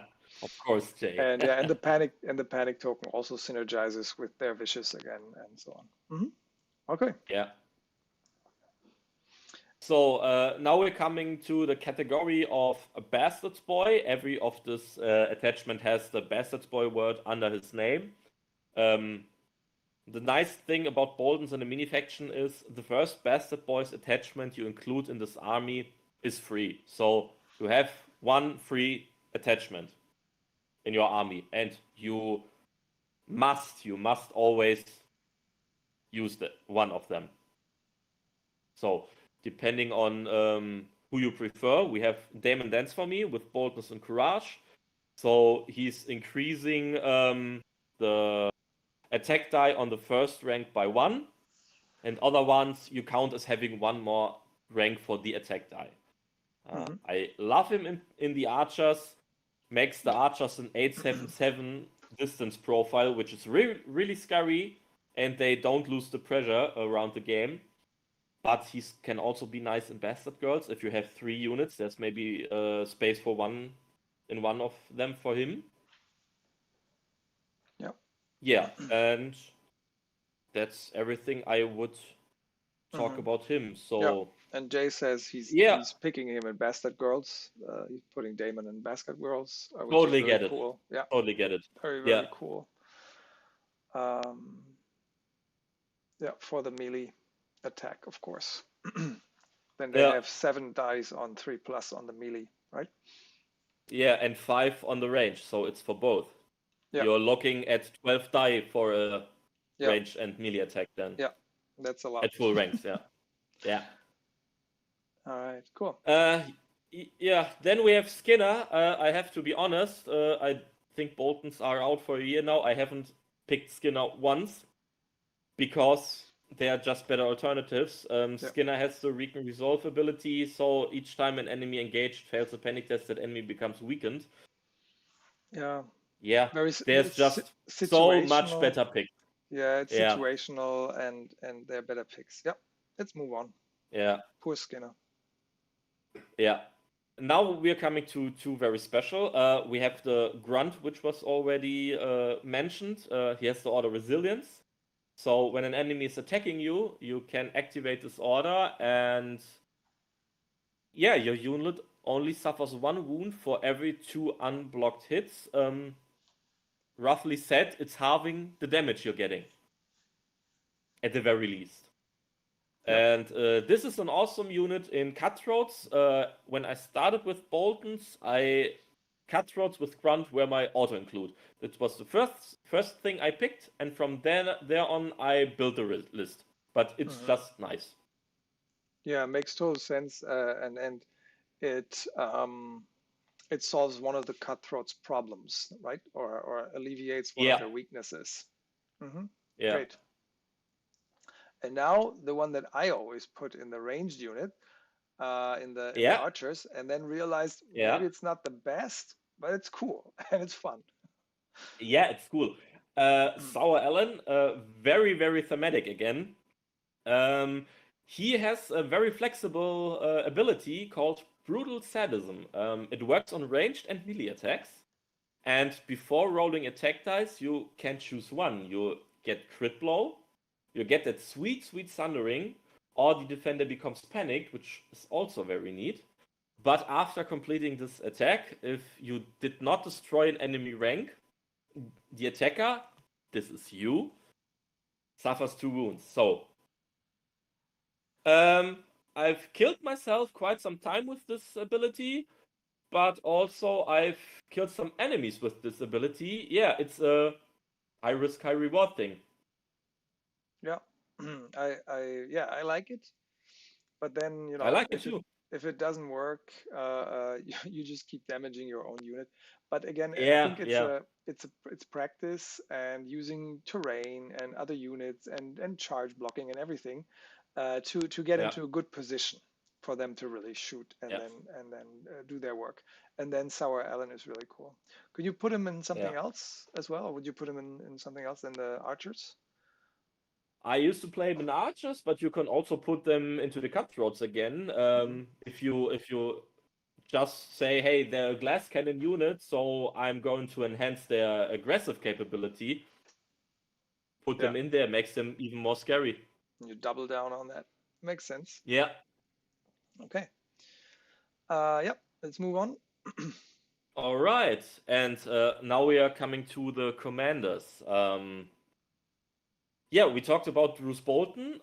Spread Fear we had already with the Bolton Flare, so the thing you can just, when an enemy fails a panic test, you can target another one in long range, also doing a panic test. Intimidating Presence, which was seen on the Flateman unit. Yep. So I'm going to talk a bit more about the tactics cards. And he's more a bit of a control kind of commander. So he has, for one, the Whispered Threats when an enemy NCU activates.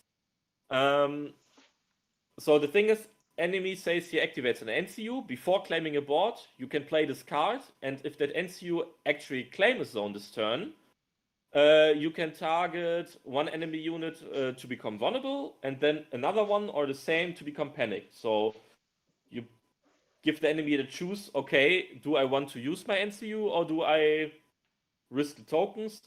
Most of the time, the enemy is taking the tokens, so we are thankful for the tokens. Yep.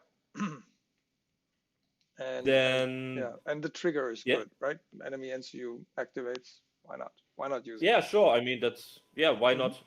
It's pretty uncomplicated. Yeah. Yep. Then we have the seeing their flaws card. This is after an enemy unit completes an action, that enemy becomes vulnerable and panicked. I mean, that's nice. And you attach this card to that enemy until the end of the round. And while attached, while Roose Bolton's unit is attacking that enemy, they lose all abilities and cannot be targeted by friendly tactics cards. Most of the time, you put Roose into the Blackguard, and it's quite rare that the Blackguard is then attacking exactly that unit. This is where the second effect of the Walton Steel Shanks, the Roose Vessel ability comes in mind. You can put him into a ranged unit because this card doesn't say melee attack to shoot at enemies and ignore all their defensive rules or the enemy defensive tactics cards. Good points. Yeah. Okay. And So that's, Dreadfort Secret. no, go on. Yeah, and Dreadfort Secrets. After a friendly unit completes a melee attack, if it destroyed an enemy rank, you can attach this card to one friendly infantry unit in short range of the attacker, and all enemies they are engaged with become panicked. That's the first nice point. And when an enemy unit activates in short range of this unit before resolving any actions, that enemy becomes panicked, which is also awesome. You attach this card to a unit of your choice, but again, not Flayedman because just infantry. And yeah, they're just passively going to generate panic token in their short range. Yeah. And Boltons love those panic tokens. Boltons love those, yo. The more the merrier. The more panic, the more fun. Yeah. Okay. Yeah. All right, let's move on then. I think we can only do the commanders briefly, just so people get an overview. Yeah, of course. So Ramsay Snow, again, two abilities we've already saw: Horrific Visage, which was the ability the Blackguard has; Prey on Fear, which is the ability the Bolton Captain, Dreadfort Captain has. He also comes with the Theon attachment. Since he's the commander, you get all this package for 0 points, which is also nice. Yeah. And I like his tactics card quite much. He has the Skin Collection, which says at start of turn you can attach this to a friendly infantry unit. Here's it again. Until the end of the game, and each time this unit destroys enemy ranks, you place order tokens on this card, and for every order token, enemies engaged with them suffer a -1 on panic test up to -2. So it just improves your probability to getting all your nice Bolton shenanigans. Yeah, great card. Yeah, great card. The next card is also great. It's Opportunist. When a friendly unit is performing a melee attack before rolling attack die, the defender has not activated this round. This attack may reroll any attack dice and gain precision or vicious. And if it's Francis unit, gain them both. So again, there's sadly precision. Vicious is almost in every Bolton unit, so it's not always that you need both of those, but yeah, it's more for the rerolls. Yeah, absolutely. And it's of course important that it happens before you roll the attack dice. Yeah. They get all of these abilities. Yeah. And then we have Spoils and Flesh. We have seen his Fueled by Slaughter ability on his 2 points attachment. And this is practically Fueled by Slaughter as a tactics card. So for after attacking an enemy, for each destroyed rank in this unit, you heal up wounds. So with Ramsay as a commander, you have 3 healing cards in your deck, which is pretty neat, I think. Yep.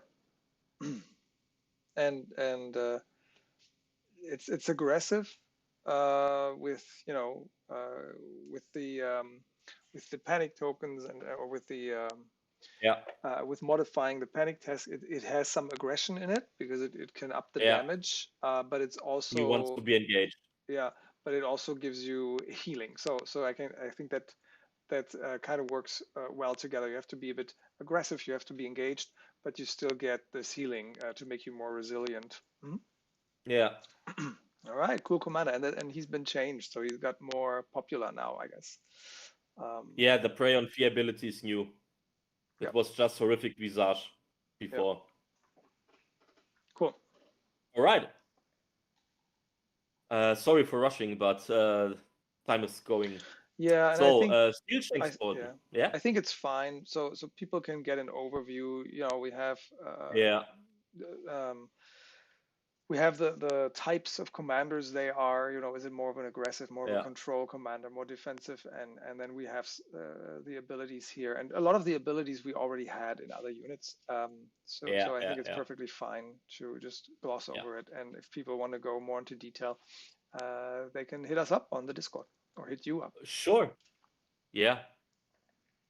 Steel Just Shanks maybe, Bolton, sorry, before you continue, the question that came up was, can you attach Theon to every Bolton commander? I don't think it's possible. I think on the back of Theon's, it says Ramsay Snow, right? It has to be. It has to be Ramsay's unit, so they always come as a pair. Yeah. Okay. So it cannot be attached to Roos, for example. It has to be a Ramsay commander or Ramsay attached. Yeah, it's. I mean, he's Ramsay's personal toy. Yeah. Let's just say his like lap that. dog. He always comes along. Yeah. And reeks. Sorry. Okay, keep going. All right. Then we have Steel Shanks Bolton. He's more kind of the warrior commander type of commander. He gives the unit, he joins in Sundering, which has also been added to this patch, which is really, really nice. Sundering was very rare in the Bolton roster beforehand. And he comes with the Iron Resolve ability, which gives it +1 to panic test rolls and suffers -1 wound from failing panic tests. Yeah. Great ability in the game, in the whole game. Awesome. It's always a good ability to have. Yeah. Especially with our low moral, it's just helping us to survive a bit more. And he comes also with the Shared Fear ability, which each time this unit fails the panic test, all enemies within short range of this unit become panicked. Yeah. So there is much controversy about this attachment.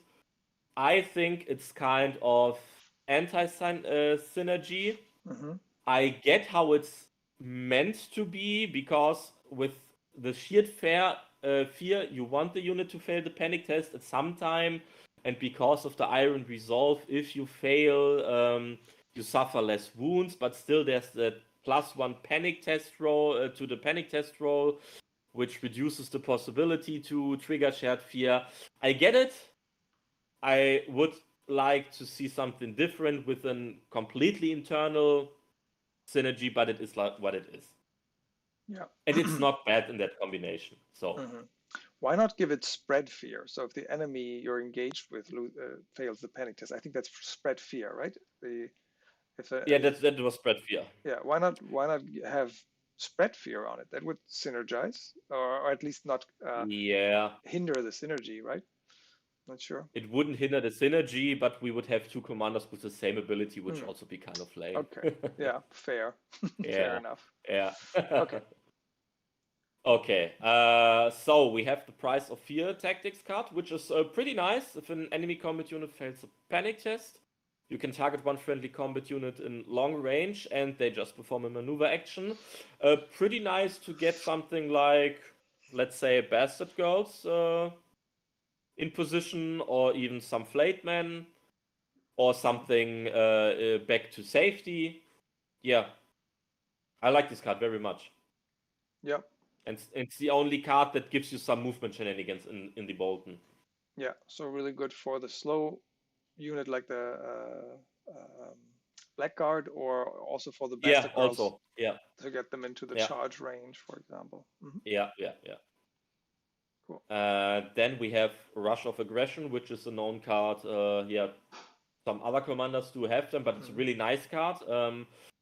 You can use it when you charge an enemy, and before rolling the charge distance dice, this allows you to, you automatically count as rolling a 6 on the charge distance dice, and you also get crit blow.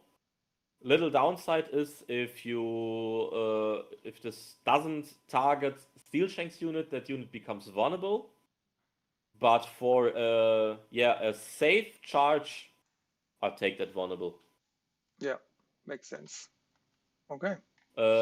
Really nice cards, just for a small hint for the new players. Really nice card on Bastard Girls, because with the 2-inch shift, you practically have a 40-inch charge threat range.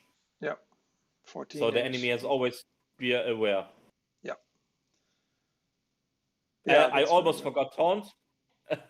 Because I don't like taunt as a tactics card, but nevertheless, when an enemy combat unit activates, you can target one friendly unit in long range, and if that enemy could attack or charge the targeted unit, and it does anything different than attacking or charging that unit, then before that unit performs any action, that enemy becomes vulnerable and weakened. It's a good card, it's a good effect, but I see it more as an order ability, so I think it's kind of cheap to give the commander this tactics card. Yeah, because it seems so weak in compared to the other versions of it in the game, where it's an order and you can use it once every round. And here you can use it twice in the game if you have those cards on that's hand. the problem.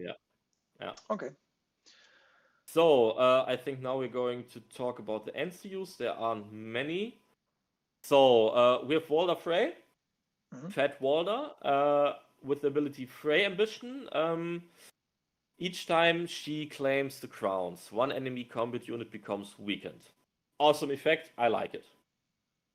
I think that's what I've used her for. That's what I have used her for most. Just put her on the crown. It's usually not a very. I think me too. A very popular, very fought over zone, especially in rounds 1 and 2. It's usually the zone that will be left over after the NCUs have all activated, and you can just dish out a weakened token in round 1 and 2, and just keep putting out tokens. Why not? Why not? And your opponent will have to struggle and put resources into getting them off. So yeah, that's I think her best ability there. Yeah. Then we have when she claims the letters, you can Also replace good. the zone's effect.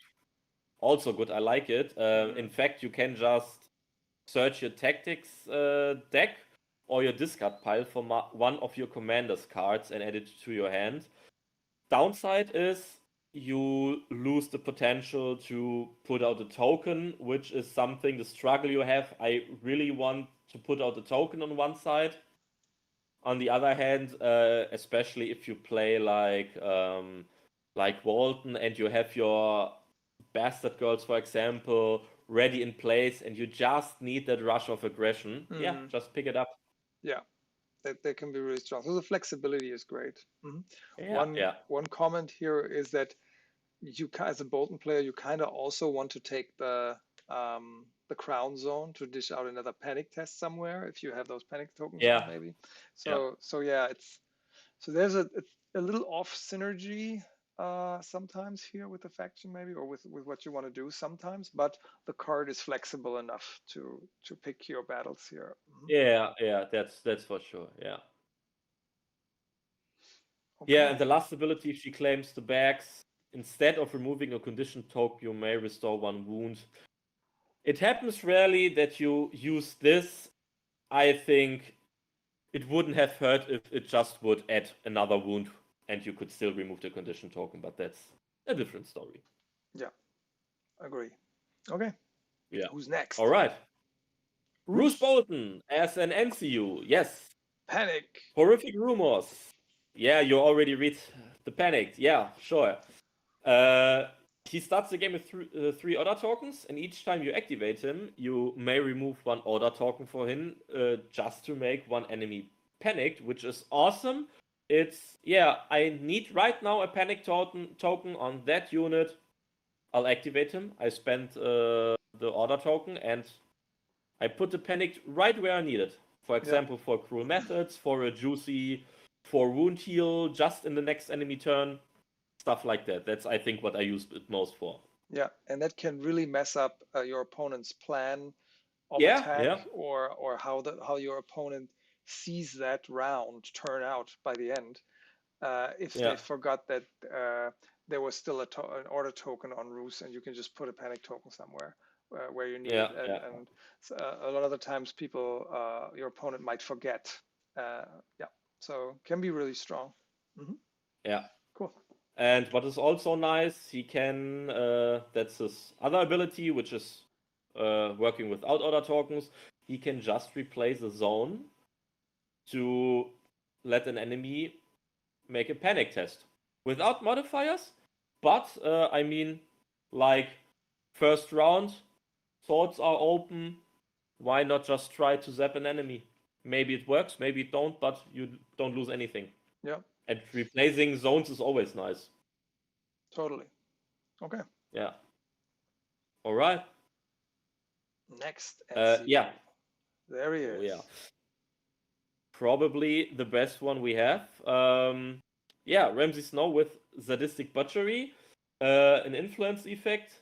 So when you activate him, you can attach this card you see here to a friendly unit. And what it makes is it gives that unit just fueled by slaughter, as we have seen it earlier. And yeah, I mean, giving fueled by slaughter to any unit that needs it right now is pretty nice. Yeah. Fueled by slaughter on a stick, right? You can Yeah, put him or attach him where you want it, and then you know that in this round you're going to attack and you're going to heal back those wounds. yeah, Start of a round, you are already engaged with your Flademan, for example. You claim yeah. swords Perfect example. with Ramsey, and then attach him. You make an attack with those Flademans that maybe have been reduced or already have a few wounds. They heal right back. So Yeah. yeah. Happened countless times, exactly what you described now. Yeah. I only know the standard stuff of Bolton. Yeah. Yeah, but it's trying. important stuff. Probably. Now my heart is hurting a little bit. Yeah. Um, You got changed. because of time, I'm not going into his history. Yes. I'm just reading how it is now. He's starting the game with 2 order tokens. Each time an enemy NCU activates, if Tybalt is not on the tactics board, you may remove 1 order token from Tybalt, and if you do, target 1 zone. If that enemy claims that special zone after resolving that zone's effect, 1 enemy becomes vulnerable.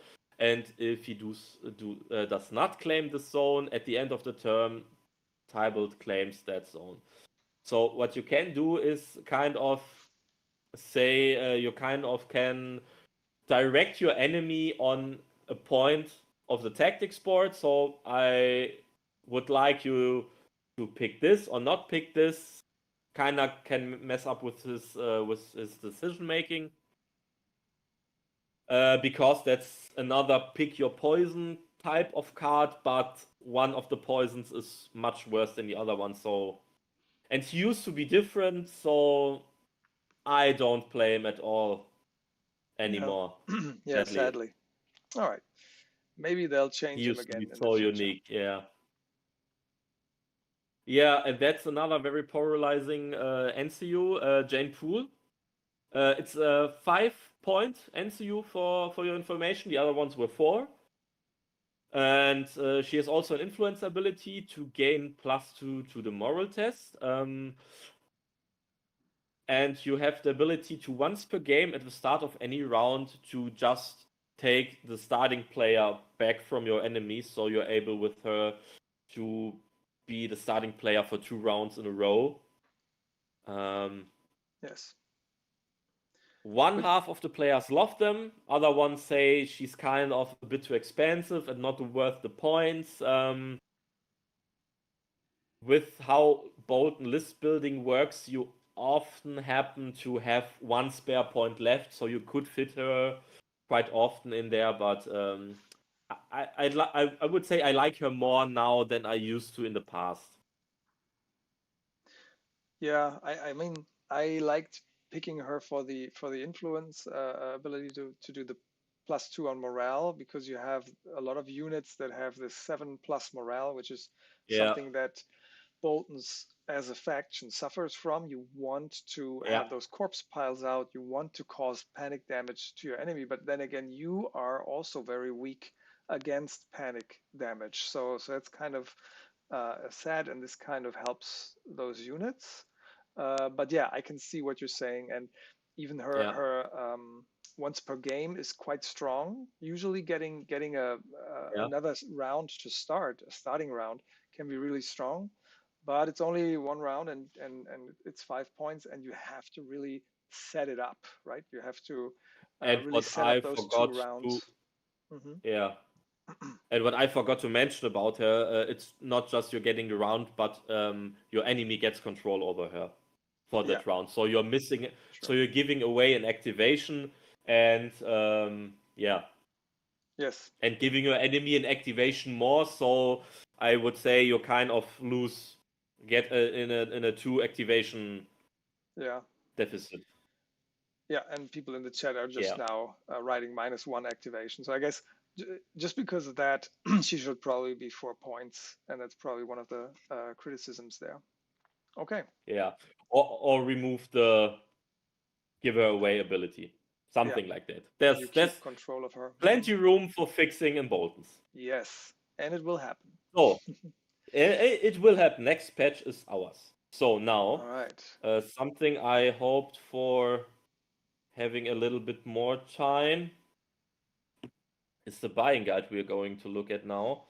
While you prepare Um, that, maybe just one thing that was mentioned in the comments, you wha- can just prepare yeah, that with Ramsey NCUs, or fueled by slaughter on a stick, the heal from melee attacks, you can use Jacken also as an NCU, and then just copy his influence, because yes, Jacken can copy yes, influences from other NCUs. So you would basically clone Ramsey, and then you have this influence twice. And you can put the fueled by slaughter on 2 units where you need the heal which is after a melee awesome. attack. Yeah, It's a really cool synergy. Yeah, we won't dwell on these things too long, but it's cool that we can quickly mention it for those beginners yeah, who need to know.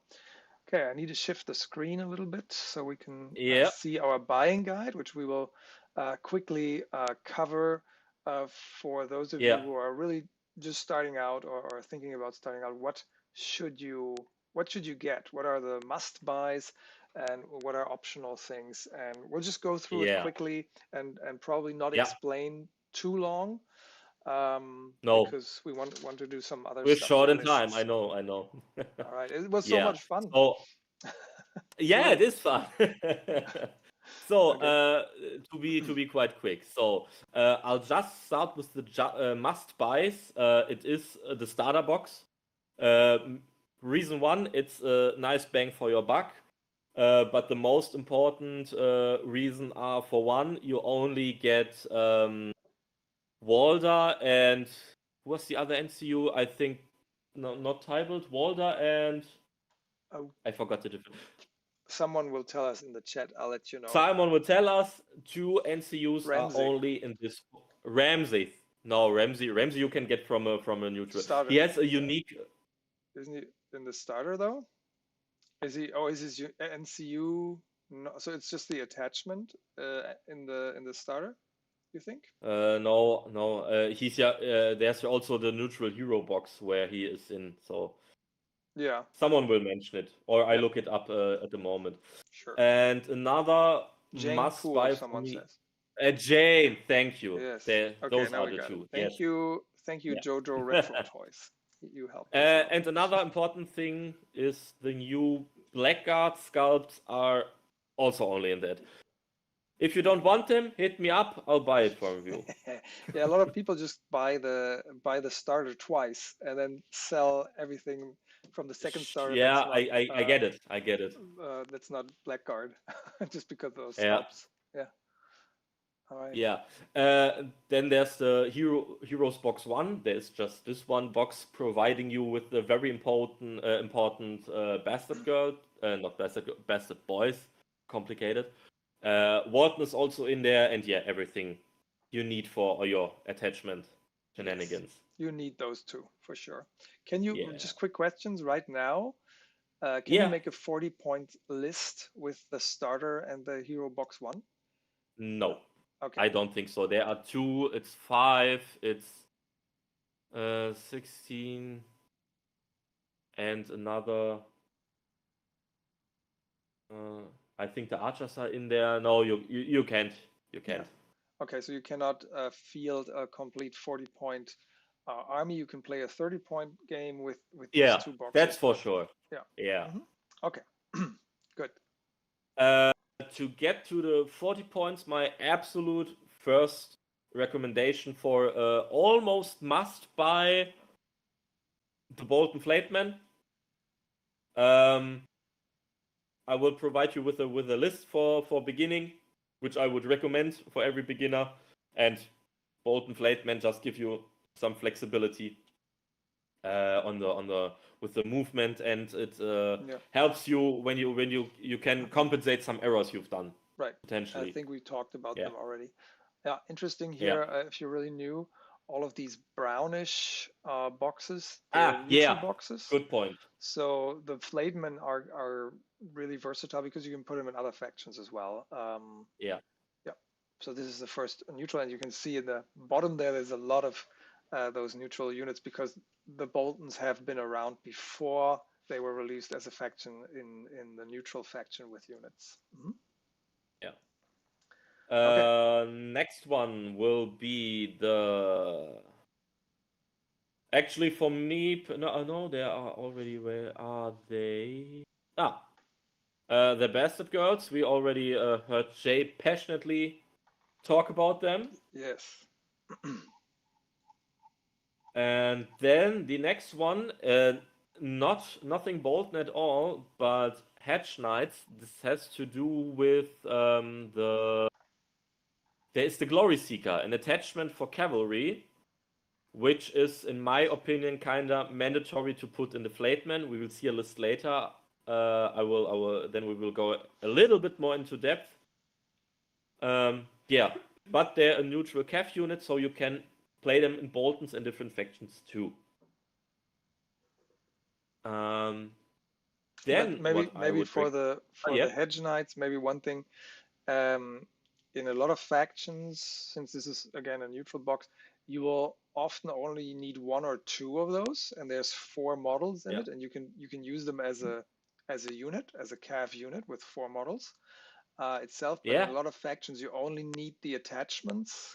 I mean, that can change. I don't know if the rules for the Hedge Knights get a change, they might be meta and you use them as a unit. But quite often, you just need 2. So what you could do is you could share one of those boxes, right? Buy it and then share it with a friend, and you only keep 2, maybe even just 1. There are 2 cards for attachments in there. There's the Glory Seeker that you mentioned and the Fortune Seeker, which is also good in a lot of factions as an attachment. Yeah, good, very, very good point. Yeah. Sure. And then what I would also recommend as a should buy, I'm not quite sure. I think there are archers in the starting box. I would actually say just get a second one of these. When you tried your first steps, play a double archer list, try it out. Works really nice, and I like this kind of play style. So that's more of a personal thing to put it here. And the next one would be completing the full Bolton roster, the Spearman. So now you have everything in the Boltons at least once, and most of the things twice. Then what you can buy is the neutral hero boxes. I'll put them all in the same. A little bit kind of sad is in this heroes box you get Roos and Ramsey already and Reek. But there's Varys there's Varys in this box, It's getting late. and he's such a variety piece. You can play him in almost every list, every faction. You can't get around Song of Ice and Fire tabletop without Varys. You can think, Yeah. and Very meta. very meta, and has kind of always been. Heroes box 3, there is like Shay, a nice neutral NCU, the attachments, and the Sandor, the Clegane, the neutral version, are pretty meta and pretty strong. And the neutral Heroes 2 is for the Vargo Commander, which is I think the most played neutral commander in the Bolton's faction. Has some nice synergy, so you can consider that for sure. Yeah, and then we won't go much into detail. For a little bit more variety in list building, you could also buy the Stormcrow Dervishes. You could buy a second unit of Blackguards, old scouts, but still you could try to play the double Blackguards list. And the Golden Company Swords and Crossbowmen will provide you with some more expensive units.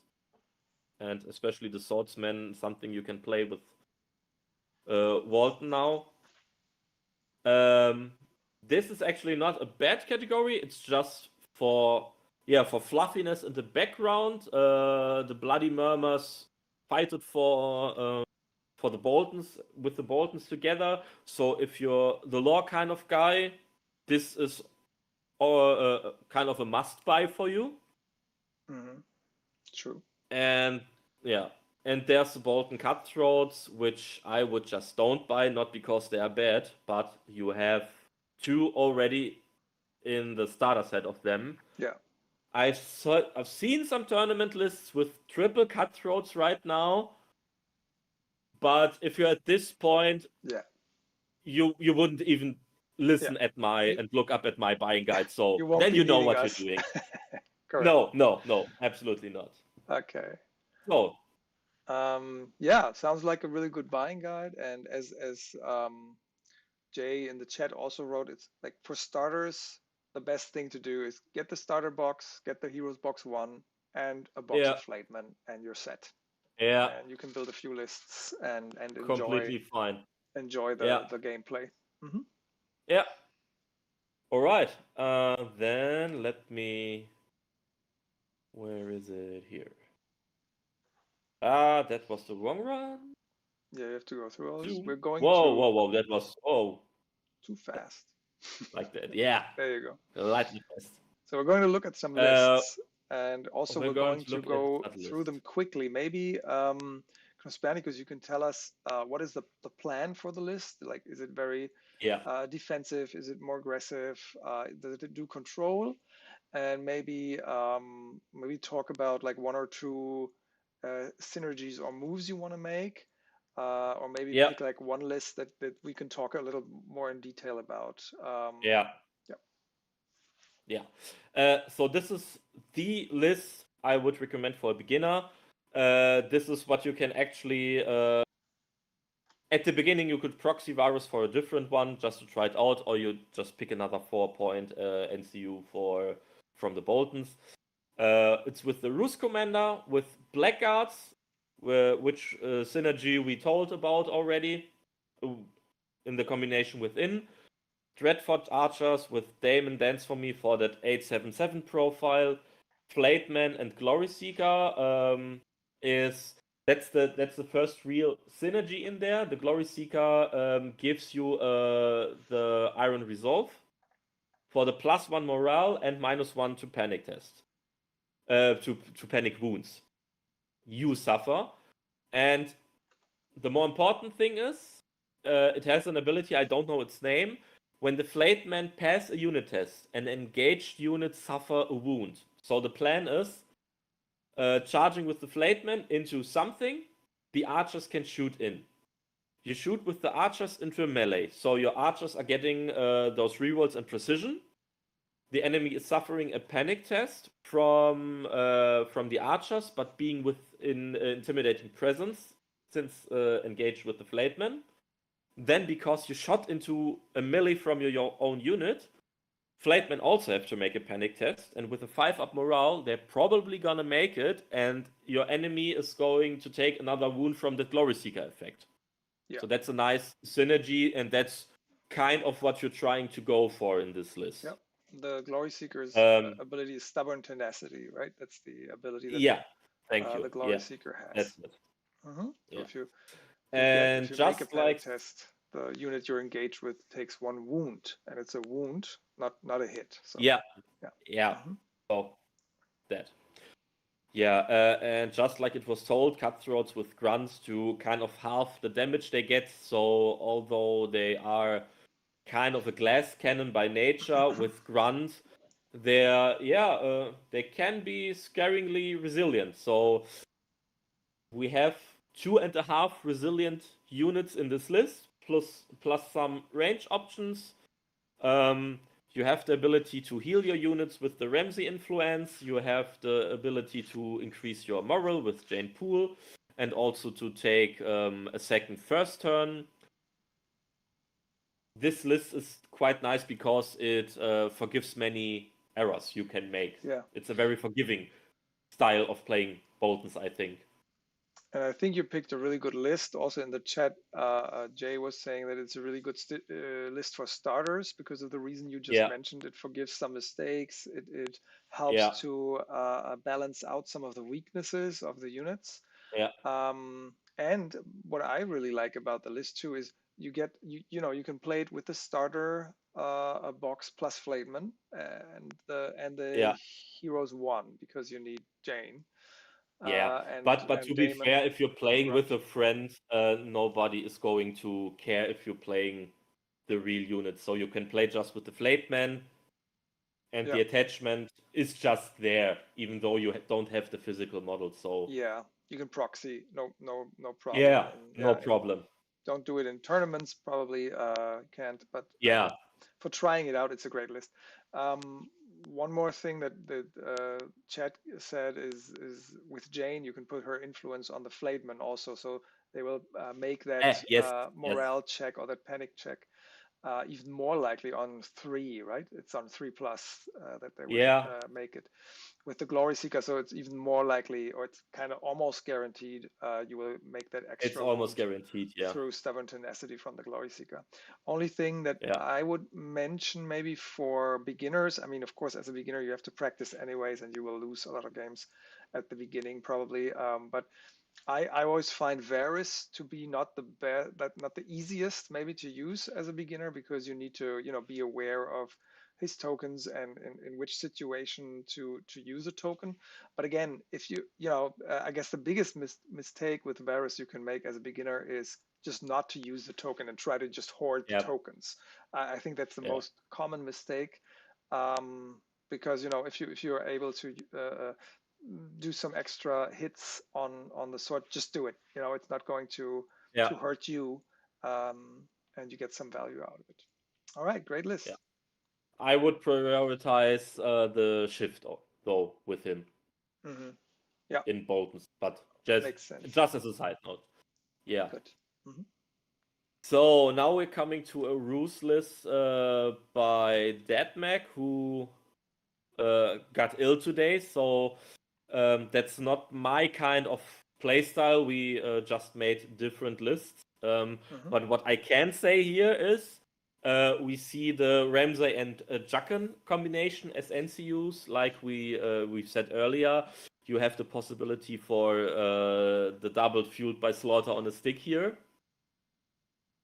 We have Grunt here and the Dreadfort Spearman to make them even more resilient because they are a kind of defensive unit. And the nice thing here is he put the Bolton Flayer in 1 unit of the Cutthroats. If you remember, Bolton Flayer have the I forgot the name. Spread Fear or Spread Fear. Yeah. Spread Fear. Yeah. Okay. The Spread Fear ability, just like Roose Bolton has in his commander. And what you can do with this is if you have the blackguards and the cutthroats both engaged in, let's say, different combats, your blackguard gets attacked. Enemy has to do a panic test for horrific visage. Probably fails it. Then you can activate the spread fear by ruse, and zap it onto the unit engaged with the cutthroats. They are going, if they are going to fail the test too, the Bolton Flayer also triggers his spread fear, and you can zap it back to Ruse unit. So you can do kind of a ping pong thing. Oh, wow. Or what you can do, you can like go from this point on the field, from the blackguard to the cutthroats, and from there onto a different unit. That's cool. But yeah, that's kind of a gimmicky thing to do. I haven't tried by myself. I have just one list in my test schedule to just try out how gimmicky this really is, or does it maybe work? Yeah, but it sounds a lot of fun though, for sure. It's fun. It's fun. And the list definitely has some elements that are competitive for Boltons anyways. Like Juckin with Ramsey and Grunt in the Spearman and so on. So these make sense anyways. A cool list to try out. Yep. Yeah, I can. Good job, Dead Mac. He's in the chat too. Sorry, you're. He's still here. Nice. Yeah, he's here, and it has been writing in the chat also. You can. I hope we can do your list justice. Yeah, he can't see the chat because he needs to put the presentation on his screen.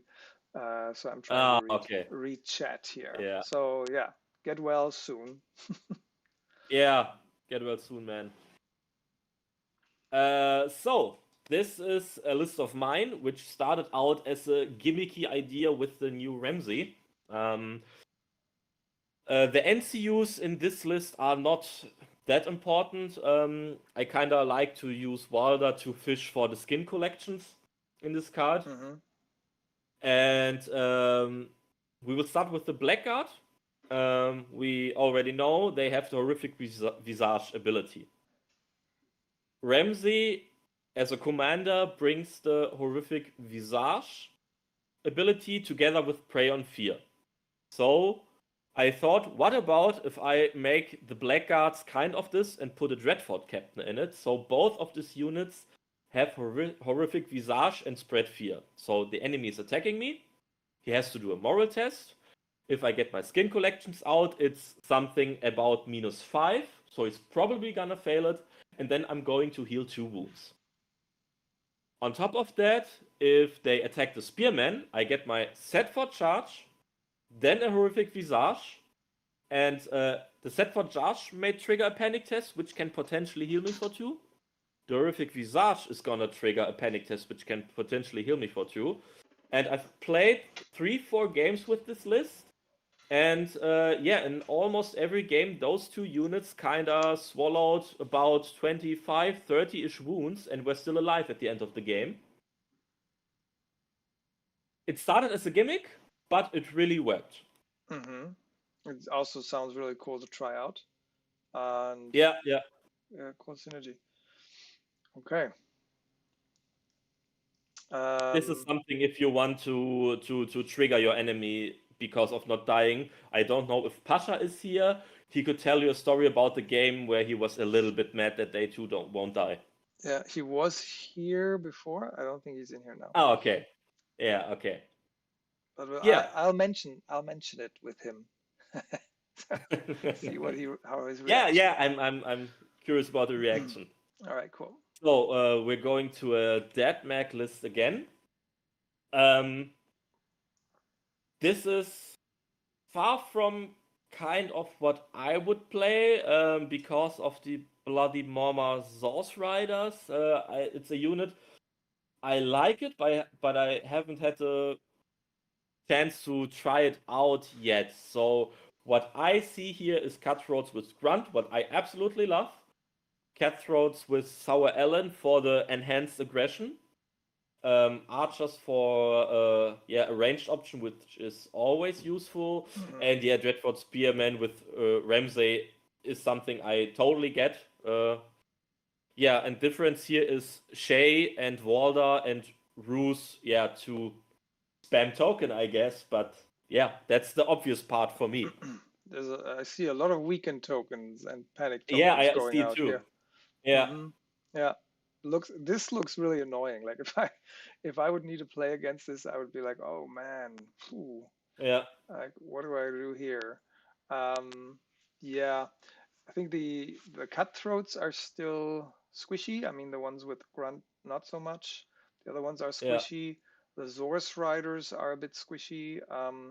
So a bit of a tech kind of list. You need to see yeah. It's how you can use advanced. them. Yeah, But yeah, really fun. So if I see someone with this and he knows what he's doing, it's that can be annoying. yeah, probably strong. Yeah. And Deadmag here says, because he can't be here, I'll just read it out loud to his list here. Yeah, He says you're pushing the cuts for spoils in flesh and skin collection, yeah, and you use the weekend to yeah, hold up the survivability. And Wall does to yeah, yeah, cycle yeah. the I thought cards, that. so Yeah, you have skin collection and spoils in flesh through yeah. Walder's fishing ability on the letters. Totally Yeah, sure. understandable. Yeah, Those weaken tokens make them less squishy, or they're still as squishy, yeah. but you weaken the attacks there. Okay, cool. Sounds good. Nice. Yeah. And now going to the Steel Shanks Walton list. Yeah, pretty obvious kind of NCU choice. Ramsey fueled by Slaughter, Roos for Panicked on Demand, and yeah, Walder Frey for fishing for Rush of Aggression. Like I said earlier, Bastard Girls with Steel Shanks. Their melee attacks suddenly gain Sundering, which is really nice. And for B, yeah, the potential 40-inch auto charge, which is, yeah, it's just scary. Yeah, Yeah, and two inch different than shift, that. and then yeah, Yeah, really good. And yeah, you have the Flateman there with the Glory Seeker again. We've seen that before, and the Cutthroat with Grunt, and the Archers with Damon we talked about also. All right, cool. yeah. Move on to the next one. And now we are going to the list that Mac provided to us. Again, Ramsey, Walder, Jucken. It's a pretty common combination. In this list, we have Steel Shanks in the Blackguards and a double Archer, Dreadfort Spearman with Grunt in it, and Stormcrow Mercenaries with Sandoclid Gain. For all the beginners, the Stormcrow Mercs reduce the point of an attachment by 1, so practically a 1-point attachment in them is free. So you're getting 2 free attachments in this list, with Grunt being also a Basset Boy. Yep. And yeah, I mean, Steel Shanks in the Blackguard is an interesting choice. The problem with Blackguards is I always like to say they're late to the party always. So probably the enemy is already standing on an objective, and the Blackguards don't have the punching power to remove them. So I think putting Steel Shanks there for the Sundering A helps to just dish out a bit more damage. And on the other hand, with the Shared Fear ability, if the Blackguard does fail a panic test, the enemy becomes panicked, which in return, when he attacks you back, then enhances the probability of you failing that horrific visage test. Yeah. Yeah. Okay. Yeah, that's a good synergy then. Yeah. And Can you remind me real quick what Steel Shanks Walton's commander unit has? So he has that when he fails a panic test, he dishes out panic, and he has Iron Resolve. Iron Resolve. So he saves more Yeah. likely on the panic test. And then what was the other one? sundering for the Oh unit. yeah, that's the sundering one. Okay, so kind of what I find is kind of sad though is what would be really cool in the blackguards is an attachment that does something passively more or less or without being engaged.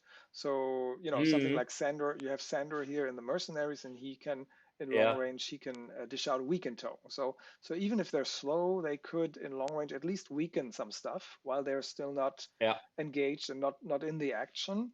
Um, yeah, so maybe that would also be cool to have a commander, like when we look into the future, a commander for yeah, Boltons who can play kind of passively and then make the blackguards even more valuable, even if they're not engaged. yeah, Hmm, yeah.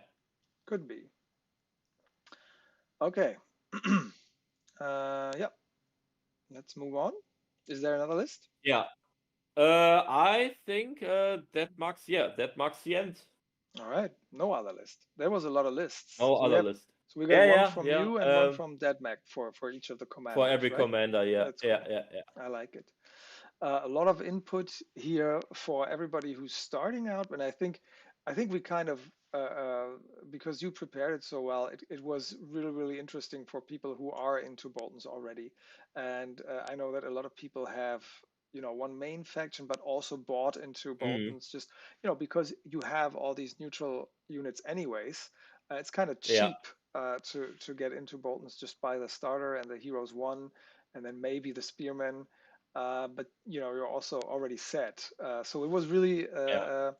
informative for me as well, and I learned a lot here. Um, Glad to hear that. yeah. So we were thinking about doing a quick deployment in Sim, and I think we should do it just because it's so much fun doing it. We're already, Ah, okay. we already have 2 hours and 15 minutes now, and we were aiming for 2 hours. So we're already over. But if you are up to it, Yeah, and I don't know what people watching live now on our Discord think, but I think we should just do it and maybe put another 10 minutes on that timestamp. And for those of you who are not interested in the deployment, and we'll make an example. knuspernikus will make an example of how to deploy those units. I think that's very interesting for beginners. But if you're done, you may turn off the video on demand or leave yeah. the live chat here. But I think we should do it, don't you? Who am I to deny you that, Thank people? you. Thank you. And nobody in chat has So, written, please no, not more. So ah, we'll just do it. Um, oh, it's still there, I think. it's still there. Oh Okay, yeah, let's see. nice. Yeah. Let's see if I'm still there as well. Where am I? Here. Oh, so now, I'm just going to pick a Game of Thrones, so the yeah. absolute standard.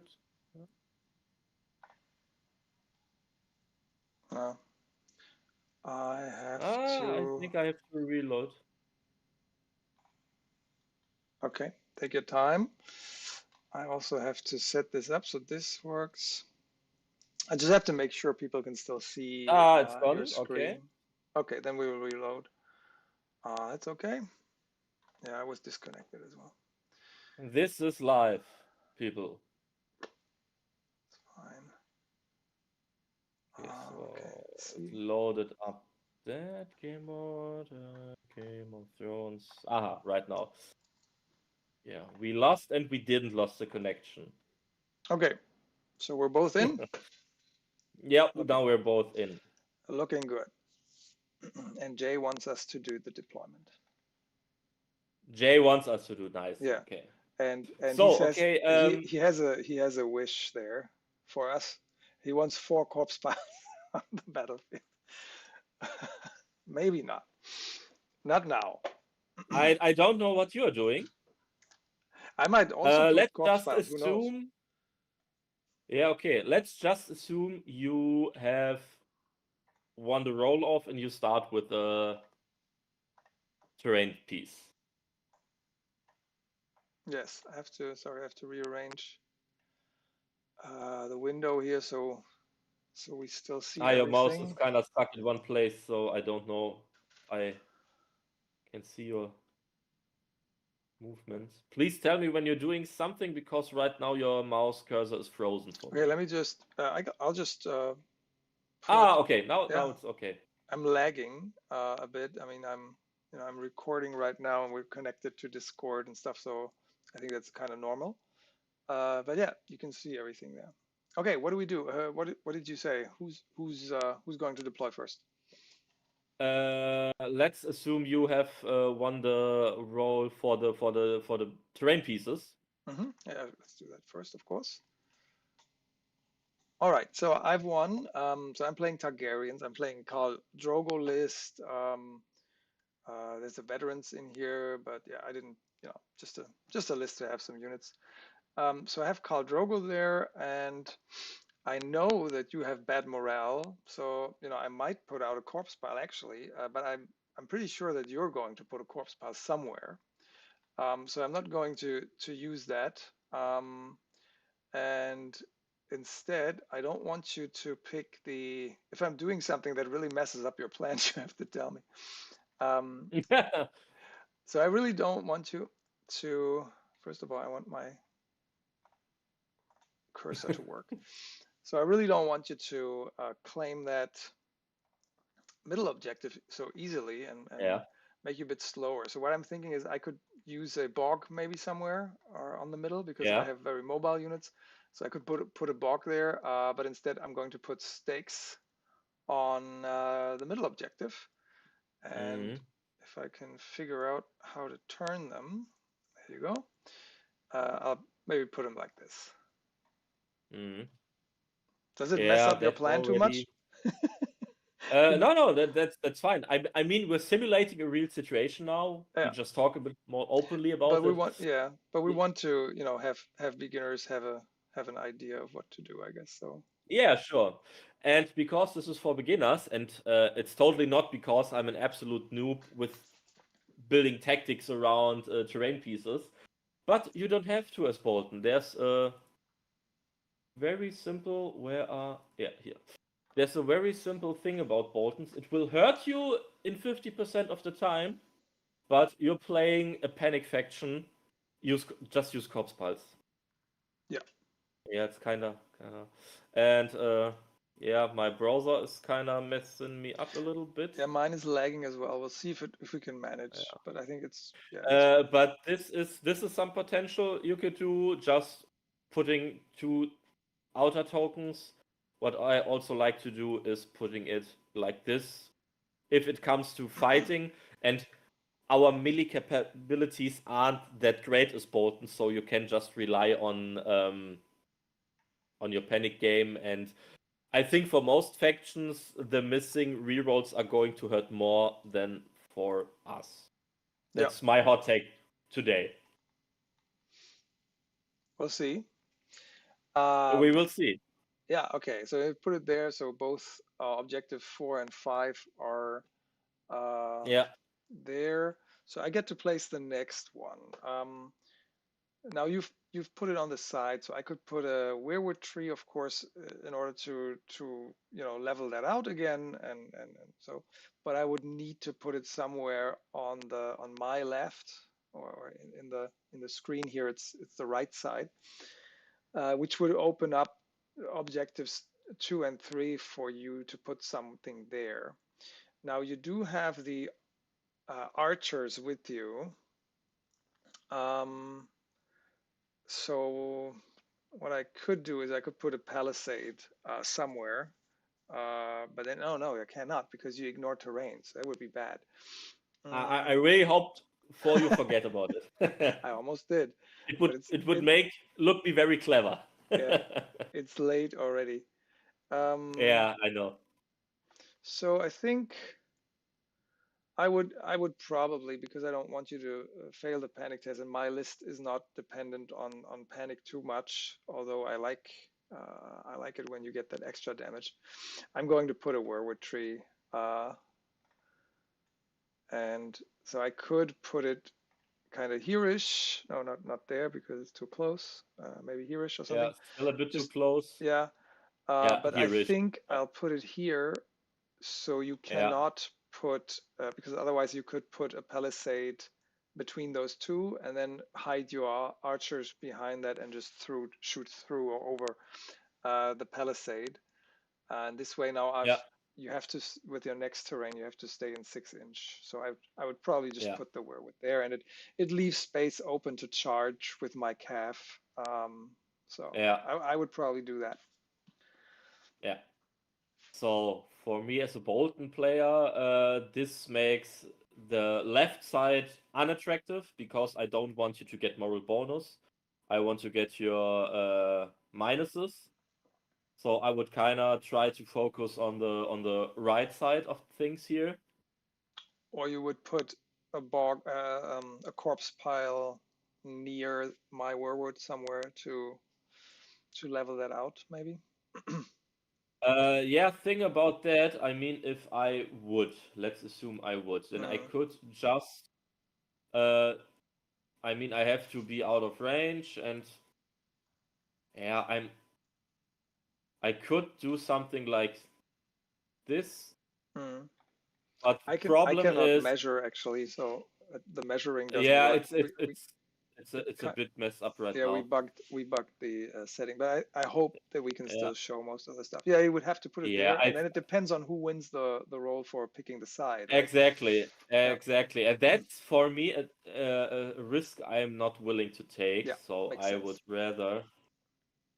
would rather go for something. I mean, I have archers, I have some pretty vulnerable units, and I would rather go for something like a wall. Mhm. And yes, while it is still, actually, can I do it like this? I don't think so. I don't think so. No. We can't measure right And now, but it yeah. probably has to be there. I would assume. Unfortunately, we can't measure. Yeah. Yeah. And I would do something like this. I mean, if I win to choose the side, I would go on this side, and this is something I can hide my archers behind. I can Yeah. hide my spearmen behind, and just waiting for your charge or something like that. And if I don't get it, well, then I didn't lose anything, because if it is on your side, I don't think you have anything you will try to hide greatly. Are those? Well, okay, you have Yeah, archers. I could put the with you. outriders on it, or behind it. Well, Yeah. that killed stream again. So we're back. Yeah. But to be set down something like this, not considering your list combination. Yeah. Okay, cool. If you click on the corpse pile, it will show you the short range, right? So Yeah. I guess we can see that we cannot place the wall in between those the corpse pile and the stakes. Actually, I think Can I you? can measure now. Since Oh yeah, good. I had to reload just to see, but I think it's not a No. possibility. Oh, it maybe. would fit. Oh yeah, it would fit. I It can would see your fit. measurements too. Okay, well Yeah. that's not So bad that's then, another maybe. possibility, since you have so many calf to kind of put a. Then it wouldn't be maybe a wall, maybe a palisade to force you to go around it. Something like that also possible. But we will stick with this. All right, cool. All right. So I won that roll. Then we would roll again. What do we assume? Who wins the roll for who is allowed to pick Your sides? choice. Okay, I may pick Your sides. choice. I guess if I can pick sides, I would switch. So we have to turn it around, right? Because I don't lose anything.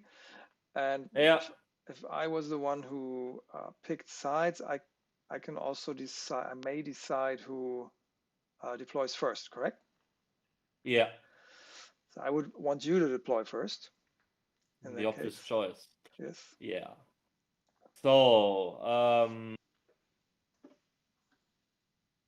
I think I would start with something that doesn't tell too much about my plan. So it's always a good idea to pick something like this unit in the middle.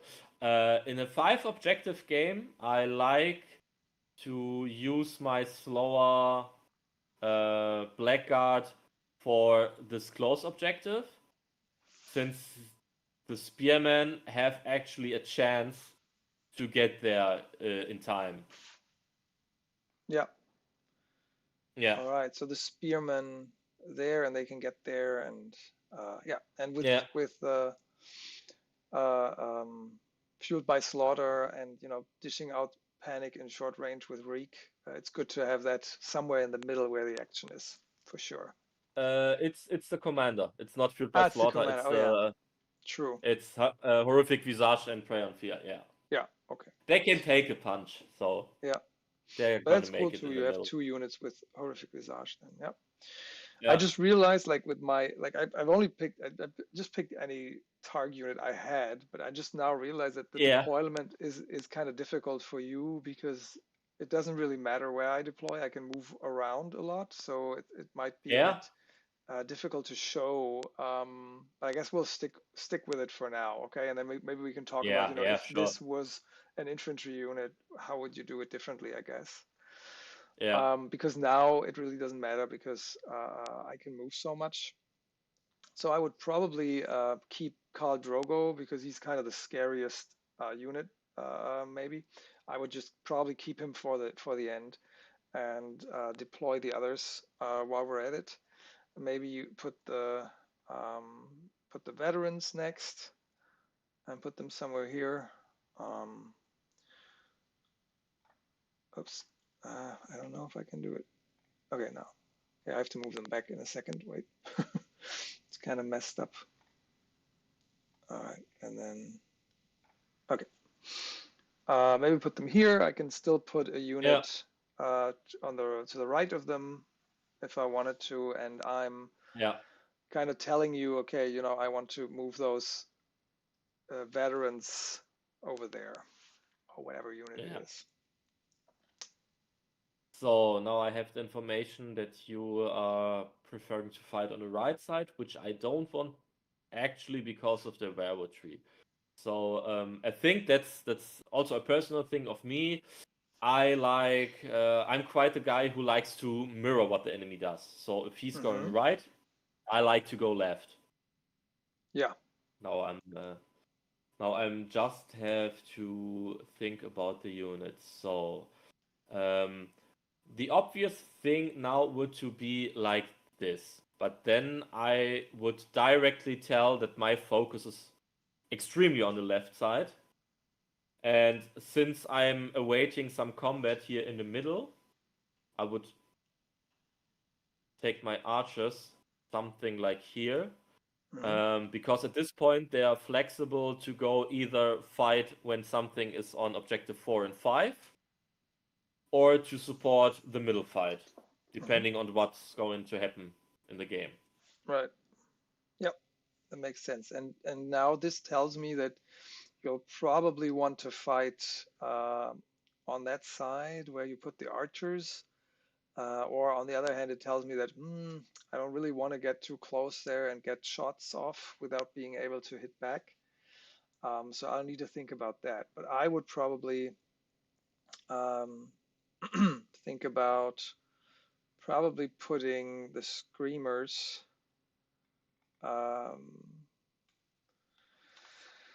somewhere here. Actually, maybe. So I'm thinking maybe I have to put them all the way here. Yeah.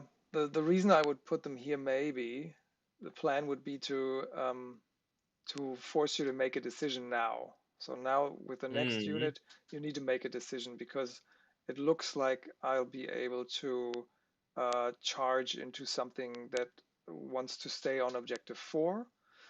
So you need to make a decision on what to put there. And for me, it doesn't really matter, because I can activate the screamers later and march, make that free cav maneuver with 6 and then march another 12. So I can just go to the other side.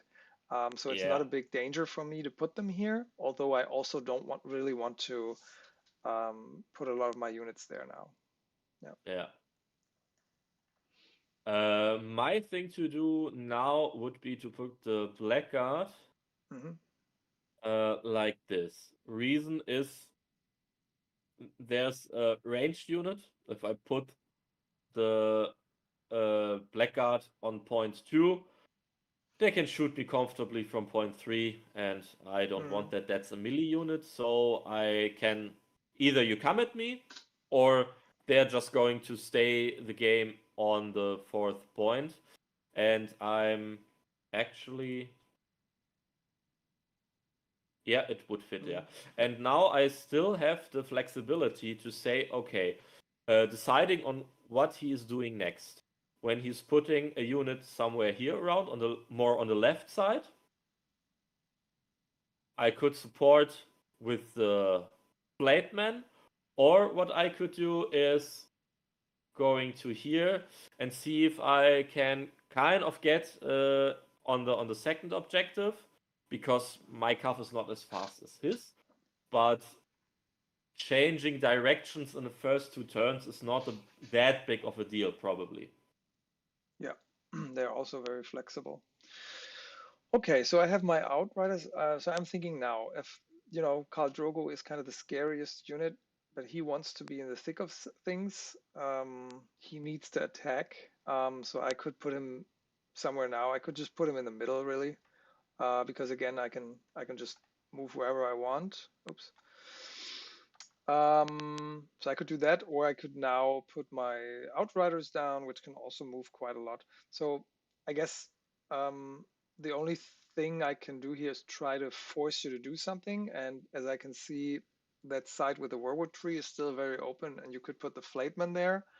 If you do that, I need to be able to counter that. So I need Khal Drogo to maybe be able to get there. So probably what I would do is I would put him in the middle, so that the outriders can still go wherever they need to. See if it works now. Yes. Okay. So maybe somewhere here. Yeah. Yeah, So- and at that point, he still hasn't decided on one side entirely. So sadly, he has the last. So his attack piece would go wherever he pleases at the end.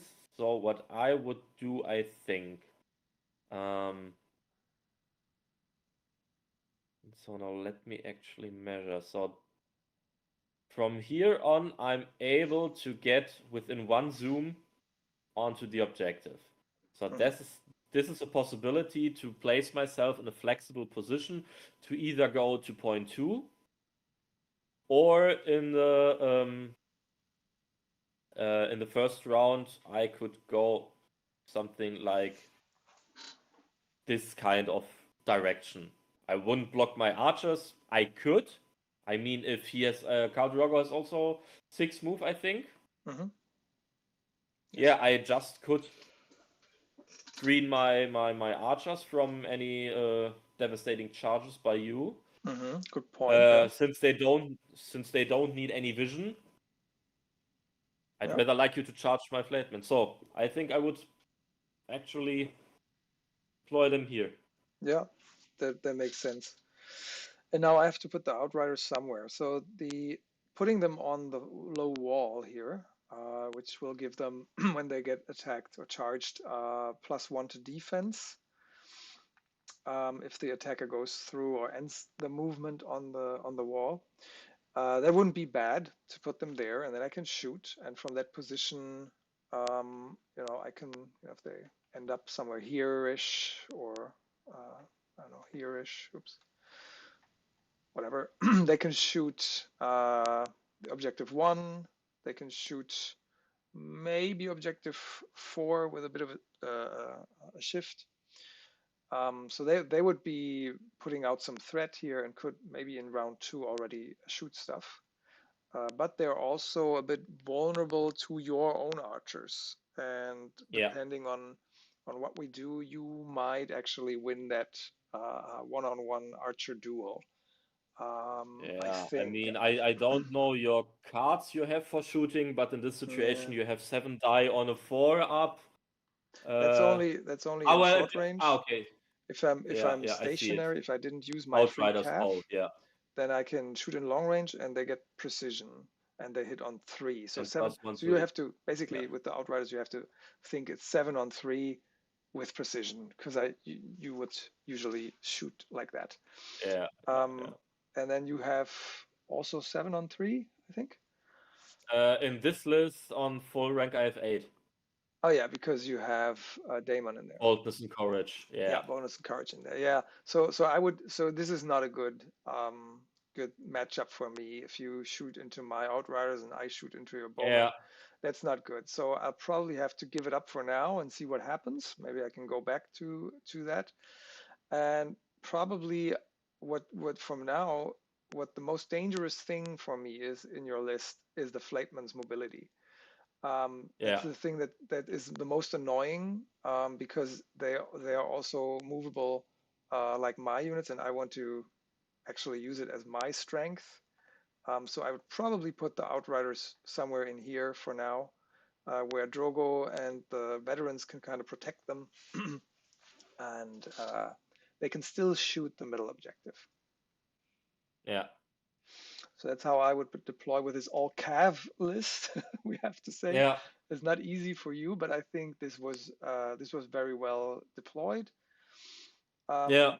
I think you could even have put the Flightman also between the Blackguard and the archers, and then kind of moved your whole army over there and say, we're going to fight over point 1.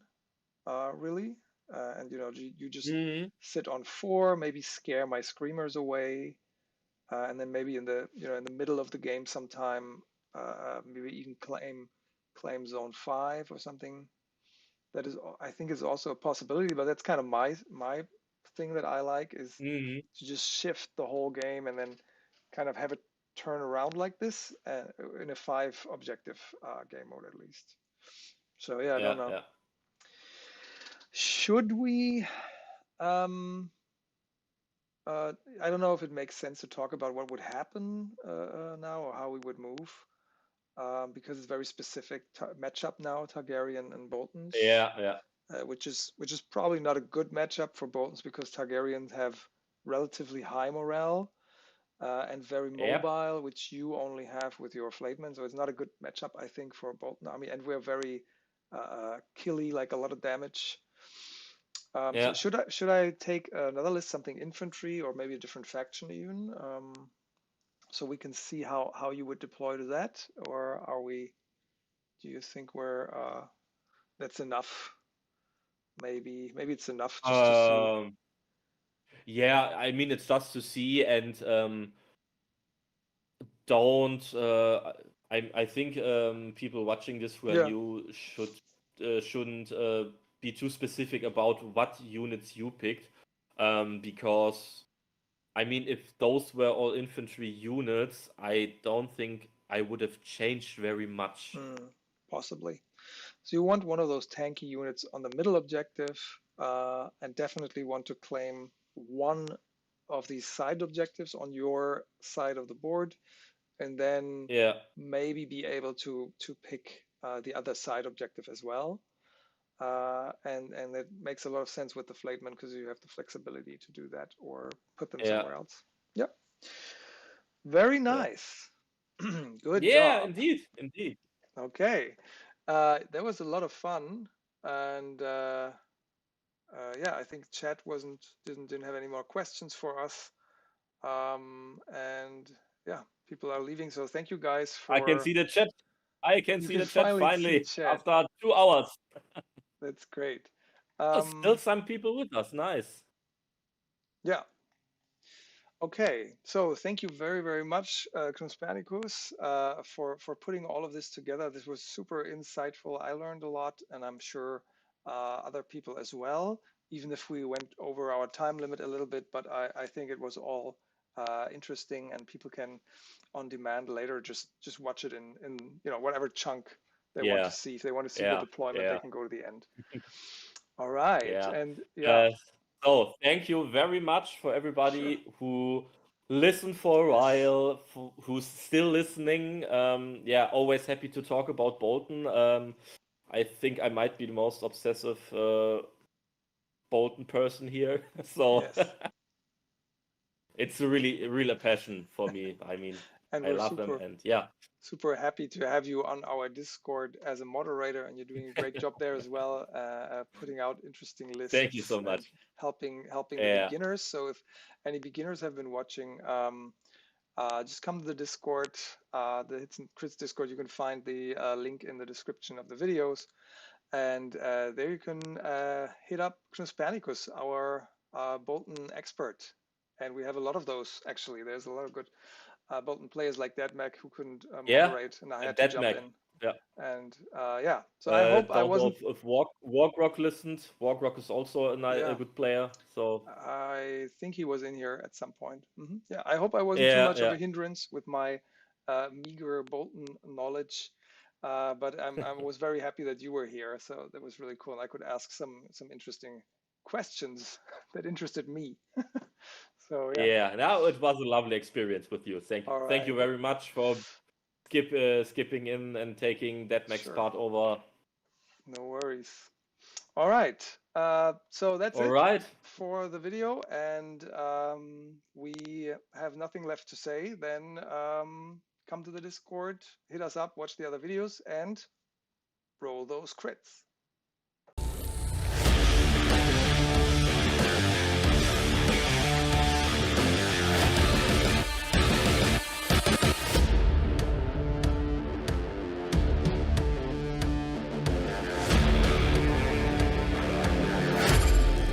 Come for the hits and stay for the crits.